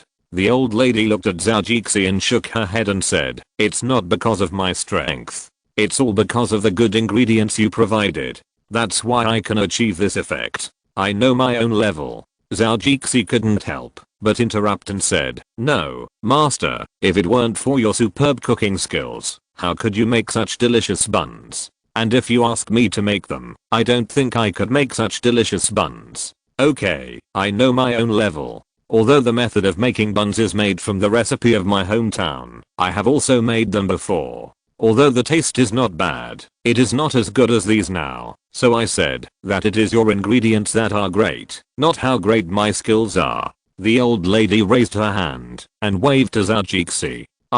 This. Zhao Jixi paused and didn't know what to say. Uncle and Grandma, why don't you eat? Grandma's buns are so delicious. If you don't eat them, Xianshan will eat them all. Xianshan walked to them with a small plastic bowl with half a bun in it. Her little face was greasy, but she still spoke to them in a baby voice. Zhao Jixi heard this and tapped Xianshan's forehead and said, "Xianshan, you can't say that. This good thing should be shared by everyone. You can't take it for yourself. Don't be so selfish in the future, do you know?" "Oh, I know." Xianshan replied to Zhao Jixi in a sweet voice after hearing what Zhao Jixi said. Well, as expected, Xianshan is the best child. Zhao Jixi happily praised Xianshan, but it was a pity that his praise was in vain. Before Xianshan had finished speaking, she said to Zhao Jixi, "Uncle, what do you mean by what you said just now? I don't understand a lot of it." Zhao Jixi could only look defeated by you at this time. If you don't understand, what else can you say? Really, you kid? Isn't this a waste of my expression? But didn't you tell me before that when I answer you, I should say no when I ask you whether I know this question, and then ask you when I have time? The little girl said to Zhao Jixi, a little aggrieved. Did I say that? Zhao Jixi was dumbfounded. The little girl nodded to indicate that she did, and that serious little cute expression really made people want to laugh. After this little episode, Zhao Jixi continued to eat the buns. The old lady took his appetite into consideration at this time. She made a lot more buns. I believe that by then, no matter how much Zhao Jixi eats, it will be enough. Okay, everyone come over to the table to eat. I've made some herbal tea and salad here. After the old lady ate one herself, she went to take the other side dishes to the table, and also put out some sauces she made. The two nannies saw it, and hurried over to help, and then moved all the food on the center island over. The old lady was also an old lady who had lived in the United States, and she could still make some Western snacks. So although the dishes on this table looked like a combination of Chinese and Western, they were also pleasing to the eye. Zhao Jixi sat back and enjoyed a piece of smashed cucumber, which was also a product of the space.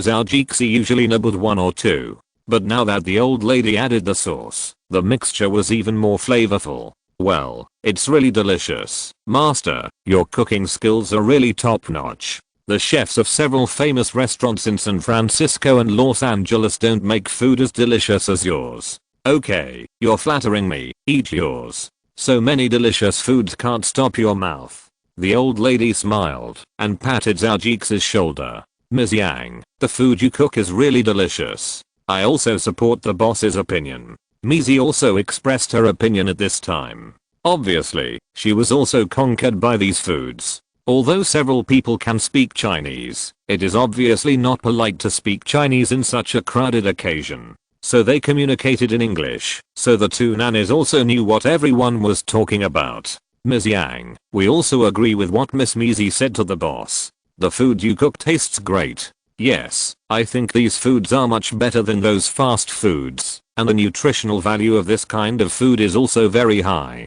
I believe that, even if it is sold, many people will like it. Another nanny also said. However, Zhao Jixi was a little speechless. He was comparing himself with a famous chef, and you compared it with American fast food. What is there to compare? The materials used to make steamed buns are all space materials, and the beef is also fed with grass in the sky farm. Zhao Jixi himself was not exaggerating about these. They were definitely the world's top ingredients, although the varieties of these ingredients were somewhat common. But in terms of nutrition and taste, they were definitely better than those things. It's fast food, how can it be compared? Fast food, fast food, fast food. Zhao Jixi thought about it, and suddenly realized that he seemed to have thought of something, but there seemed to be a wall in his mind, which prevented him from seeing the other person's thoughts. Fast food. Thank you for your compliments. I'm also very happy to see that you are enjoying your meal. There is still a lot of food here. If you like it, then eat more. The old lady said with a smile. Chapter 268 Television and the Pinky Monkey. Everyone was very happy during this meal, and almost everyone ate until they were full. But Zhao Jixi was obviously an exception. Although he could still eat more, he thought it was better not to make it too strange. His usual appetite was already amazing enough. If he showed more this time, it would not be amazing, but terrifying. After eating, Zhao Jixi took Xianshan and Seiya to the living room to rest, while the old lady prepared to go out for a walk, to digest the food and casually check the progress of the greenhouse. There are also those soils and herbs that have been shipped from all over the world recently. Obviously, they will come slowly after the greenhouse is built, so there is no rush for them. However, the area outside the greenhouse can already be planted with some herbs suitable for this area. The land has been turned over by machines, so there is no need to do anything. Various types of organic fertilizers for nutrition are also applied in different amounts in different areas according to the requirements of the old lady. As for the irrigation system, these have been completed long ago. Sometimes Zhao Jixi really admires the agricultural model in the West, which can assign various farm work to different machines. This not only saves time, but also saves a lot of manpower. A large field looks very big, but in fact, according to the American agricultural model, only one person can handle it. Thinking about the domestic agricultural model, Zhou could only shake his head to express his helplessness. There are many reasons for this. He also understood some of it when he came into contact with some knowledge in this area in the United States. Think about how many people China needs, and how many farmers there are in China. These people all depend on the land for their livelihood. If the American model is introduced, how many farmers will have nothing to do? Zhou thought about this problem and felt terrible. Sure enough, whether farmers have money or not, and whether they are busy and hard-working are trivial matters. The employment rate in this society is the key. Sometimes Zhou felt that the Americans always shouted about employment rate and unemployment rate. If you don't make things like farming so advanced, then a lot of people will have jobs. If a presidential candidate proposes to abolish the use of advanced technology on farms, how much more employment will be created and how many votes will be obtained?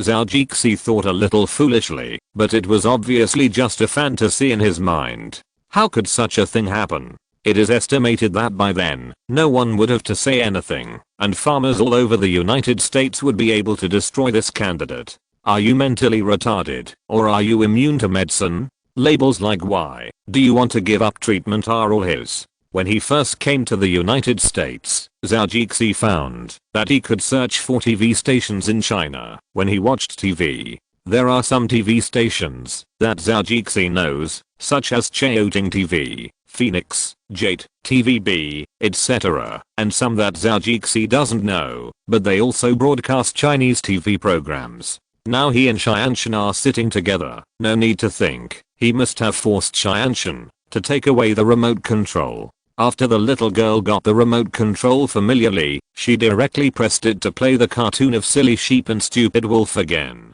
Zhou always thinks about such brain-dead dramas. Why do so many children like them? However, he still understood a little bit of the principle that, if you are not a fish, how can you know the joy of fish? Just like when he was a child, he also liked to watch cartoons. Although he didn't think they were stupid, in fact, the facts proved that they were indeed a little stupid, just like the silly sheep and the stupid wolf he compared. It's just that he is older and more experienced, so he feels boring and stupid. However, at this time, when this cartoon was still popular, almost all TV stations in China would broadcast it several times. Even if this cartoon is not so popular in the past few years, it can still make a New Year cartoon every year and make a lot of money. Well, since there is no TV show to watch this time, Zhou can only do something else. He walked to the sofa in the leisure corner by the window and whistled in his mouth. After a while, Zhou Wukong and Liu, who had run away after eating buns, ran back.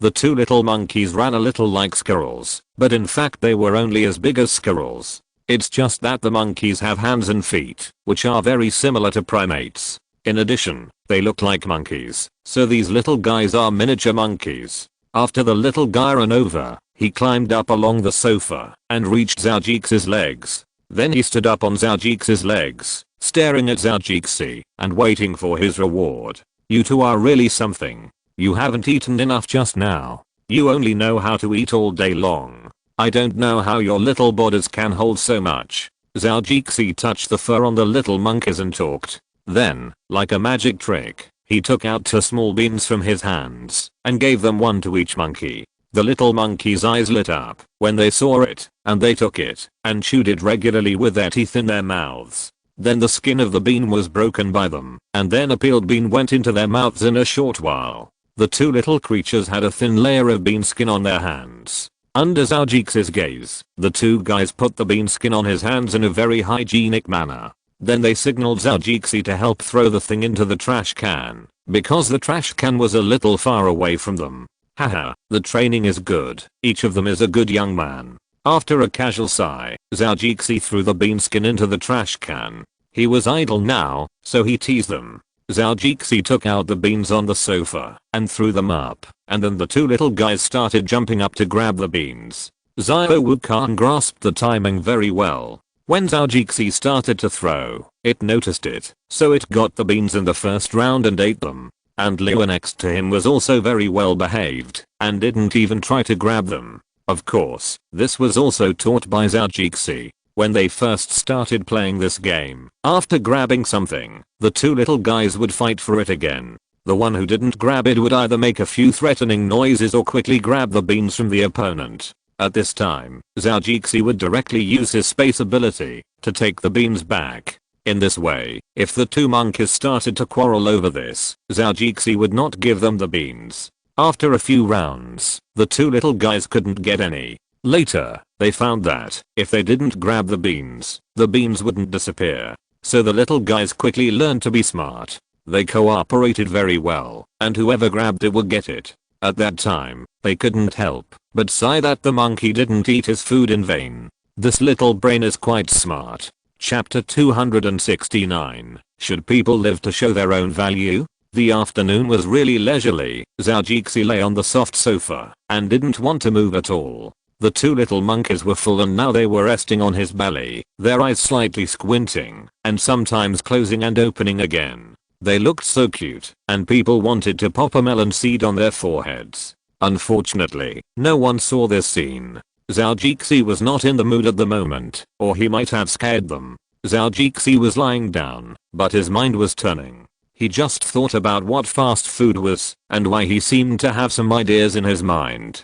But it was also strangely entangled for a while. But the more you think about this kind of thing, the less you can remember. Well, I didn't expect that I would get sleepy later, so Zhou took a nap on the sofa. This life is a little leisurely. Although there is no spotlight that young people like, he can enjoy himself now. Unfortunately, this peace was ruined by a phone call. The phone Zhou placed on the table rang again. Zhou was too lazy to look at who was calling him. He simply slid the phone to the edge of the table with his feet, and then used two toes to hold the phone, and took it over. Then he picked up the ringing phone, but the voice was still lazy, as if he had no energy at all. Hello, how are you? While Zhou was talking, the other end said anxiously, Jess, what are you doing so lazy? Taking a nap? Do you think it's such a hateful thing to disturb people's dreams? Li Shuang on the other end of the phone said in a slightly jealous tone, you are so leisurely. You have only lived in the United States for a short time, but you have been infected with the words of capitalists so quickly. You are so corrupt. Come back quickly to reform, and absorb more of the fine spirit of our party. Damn it, why are you beating around the bush? You just want me to go back to China. You are still capitalist and corrupt, and you want to go back to reform? I think you are the one who needs reform the most. You have the heart to trouble your brother so much for a woman. No, don't worry, Master Zhou, you are right. I will definitely accept the reform in the future. Besides, how can I trouble you? Come on, we haven't been in the capital for long. Why are you talking so strangely? Zhou thought about going back first, seeing that he really fell in love. Well, I can only stab myself twice for my brother now. Not only do I have to be a frequent flyer, but I also have to work part-time as a chef. Yes, I will definitely change. Please come back quickly. I will pay for all the consumption now. Even if you come back to invite 10 female models to have a party, I will also cover it for you. Okay, it's done. I'll do it as soon as possible. Zhou agreed as soon as he finished speaking, and then said, okay, that's it. I'll go prepare first. I'll send you a message when I get on the plane, and you can pick me up then. Yeah, okay. Hurry up. Zhou didn't say anything else, and just hung up. He went to the vast grassland outside, and a leisurely and beautiful afternoon was wasted again. Forget it. I'll go back and take a look. They're actually in love. It's just right to go to Zhanghe and take a look. I don't think I've seen her for a while. Thinking of this, he called to book a plane ticket. Should I take Xianshan back with me? My second sister probably misses her too. But if I take her back now, I don't know if I can go out with him again. Forget it. I'd better not take her for now. I might only stay for a few days this time. There are still a lot of things to do on the farm. This long-haired grass needs to be exposed, this laboratory needs to be built, and there are glass greenhouses on the farm, etc. Zhou couldn't help but sigh when he thought about it. Usually, he always thought that nothing happened. Now he thought about it and realized that there were a lot of things that he hadn't done, but things had to be done one by one. Anyway, what he lacked the most was time, so he could take his time and not rush. It seems that the things I thought about before have to be done, but which school should I go to? Zhou also thought about school at this time. This is a better strategy he thought of. First, go to a good university to study. I believe it is not too difficult to get in with my current wealth. Coupled with his own learning ability and the space goblins who are like encyclopedias, I believe that passing the exam and defending the thesis will be a piece of cake.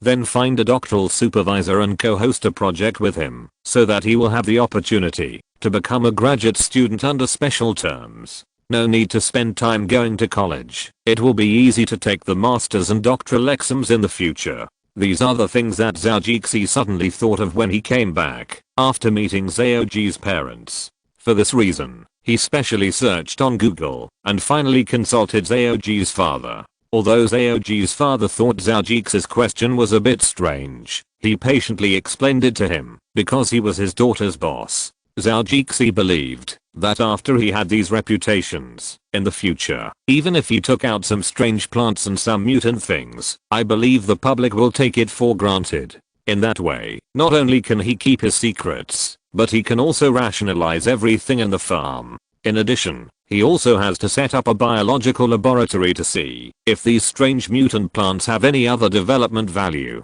Maybe the real scientists will have some unexpected gains. After all, I'm still a bitch. It is impossible that I can become a doctor of science all of a sudden just because I read more books and have a better memory. That would be a bit too much. Oh, trouble. Am I asking too much of myself now? I don't want to live such a leisurely life, but I have to make something.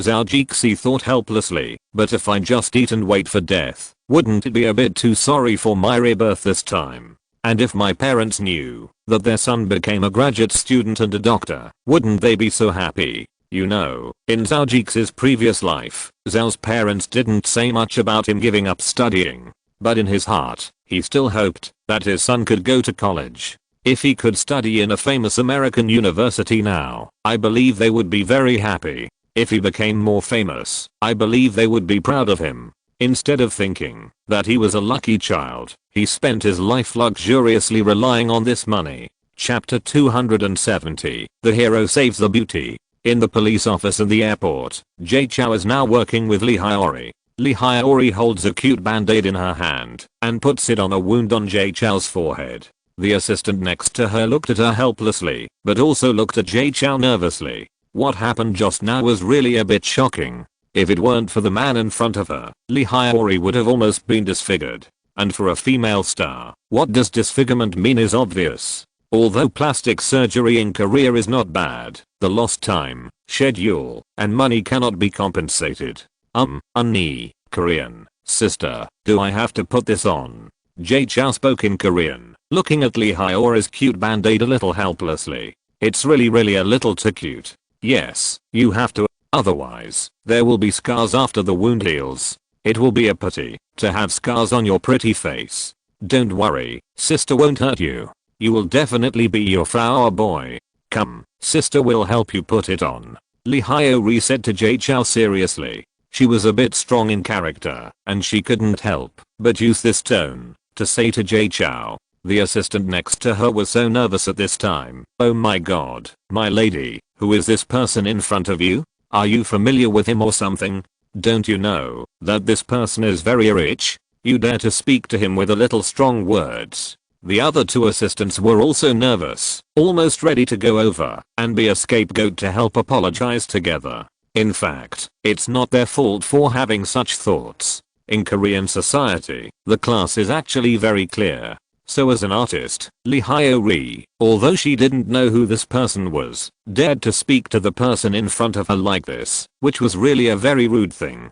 Li Haiori actually regretted what she said. She didn't know what happened just now, but she just said it out loud. Is it because he has been calling me Annie since just now? And this person also saved me, so I inexplicably said it out loud like treating a friend. Although Lee Hyori has a bit of a carefree personality, she has been in the Korean entertainment industry for so many years. If she hadn't been careful and proficient in the ways of the world, she wouldn't have been able to get to where she is now. But it's really a bit strange that it suddenly happened like this. Thinking about what happened just now, it's really a bit scary. Just after she bumped into Jay Chou, the hat on her head fell off. But just at this moment, before they could savor their first unexpected meeting, the fans outside suddenly started to make a fuss. A male fan outside suddenly rushed in. At first, Jay Chou thought that this man was coming for him because he almost made Lee Hyori fall. And this man was the one who had been staring at him just now. But the man in front of him suddenly threw something and flew towards him and Lee Hyori. If he dodges or doesn't move at this moment, it will definitely not hit him, but Lee Hyori behind him will probably be in trouble. This seems to be some kind of glass. Although I don't know what it is, if it hits his face, he will basically need stitches. So Zhou Jixi acted impulsively in this brief moment. Of course, it may also be that he has too many hormones, which will lead to such a thing. Zhou Jixi thought about it and suddenly pulled Lee Hyori over. He turned sideways and just blocked Lee Hyori in his arms. The flying object directly rubbed Zhou Jixi's forehead and broke. The first few small round glass pieces rubbed Zhou Jixi's forehead skin, and the rest flew everywhere. This is a thin round glass ball. Zhou Jixi noticed it when he was about to get close. So he didn't use the ability of space and directly saved the beauty with his body. At this time, he was still thinking, this is really amazing. A hero saving a beautiful girl. Such a bloody and easy to use trick was actually used on himself. There are really many unexpected things in life. I didn't mean to do it, but the flowers came naturally. Lee Hyori reacted immediately, and then she screamed ah. The sound was deafening, and Zhou Jixi was a little dumbfounded. Fortunately, Lee Hyori's assistant and bodyguard reacted quickly, and one by one began to block the two of them. At this time, the scene suddenly became chaotic, and the fans around began to get a little excited, thinking that it was a crazy fan. But they didn't expect it to be an anti. They were shocked at first, and then they got angry. This is not a slap in the face in public. Hitting my idol in front of fans, no matter which relative he is, I can't tolerate it. What's more, this anti also shouted a few words in Korean like a fool. Now everyone understands that this guy doesn't seem to be from China. So the fans began to approach this person angrily. The situation suddenly became a little serious. Now, injuries and the like are no big deal. First of all, we need to appease the fans here. If a large-scale stampede or violence suddenly occurs, that would be the worst. The Chinese representatives also reacted quickly, especially in the case of foreign friends. Our cadres in China are really hard-working and serious. Compared with the group of dwarf monkeys in the Philippines, the police in China are simply a fortress. Not only did the monkeys not value the lives of foreign friends, but the police were also hesitant to save people. In the end, only foreign friends were unlucky. In this comparison, China is much safer. Foreign friends feel that their lives are very secure. As for the Chinese people, everyone should treat them as guests. You can't care about your face and argue with guests. Now, the police uncles in our great China are very powerful. They arrived when the bodyguards reacted. This chicken is really powerful. They didn't wait until the matter was over before coming to express their condolences as usual. By the way, I will take you, the victim, to do some statement recording, and then, of course, there is no next step. Uncles are very busy. We have to serve the people. Of course, the iron must be strong before it can be forged, so uncles must eat and drink enough before going out for activities. Taezu said that the body is the capital for cutting lives. I have gone too far. Back to the scene where the police uncle arrived and quickly cooperated with the airport security and Lee Hyori's bodyguards. First, we have to arrest this criminal and send him out first, otherwise he might be smashed by angry fans. End of this chapter. Thank you very much for reaching the end. Don't forget to like. Looking for more exclusive content and immediate access? Subscribe to our Patreon. Remember, every like, subscription, or donation encourages us to continue. Thanks to everyone. See you in the next video.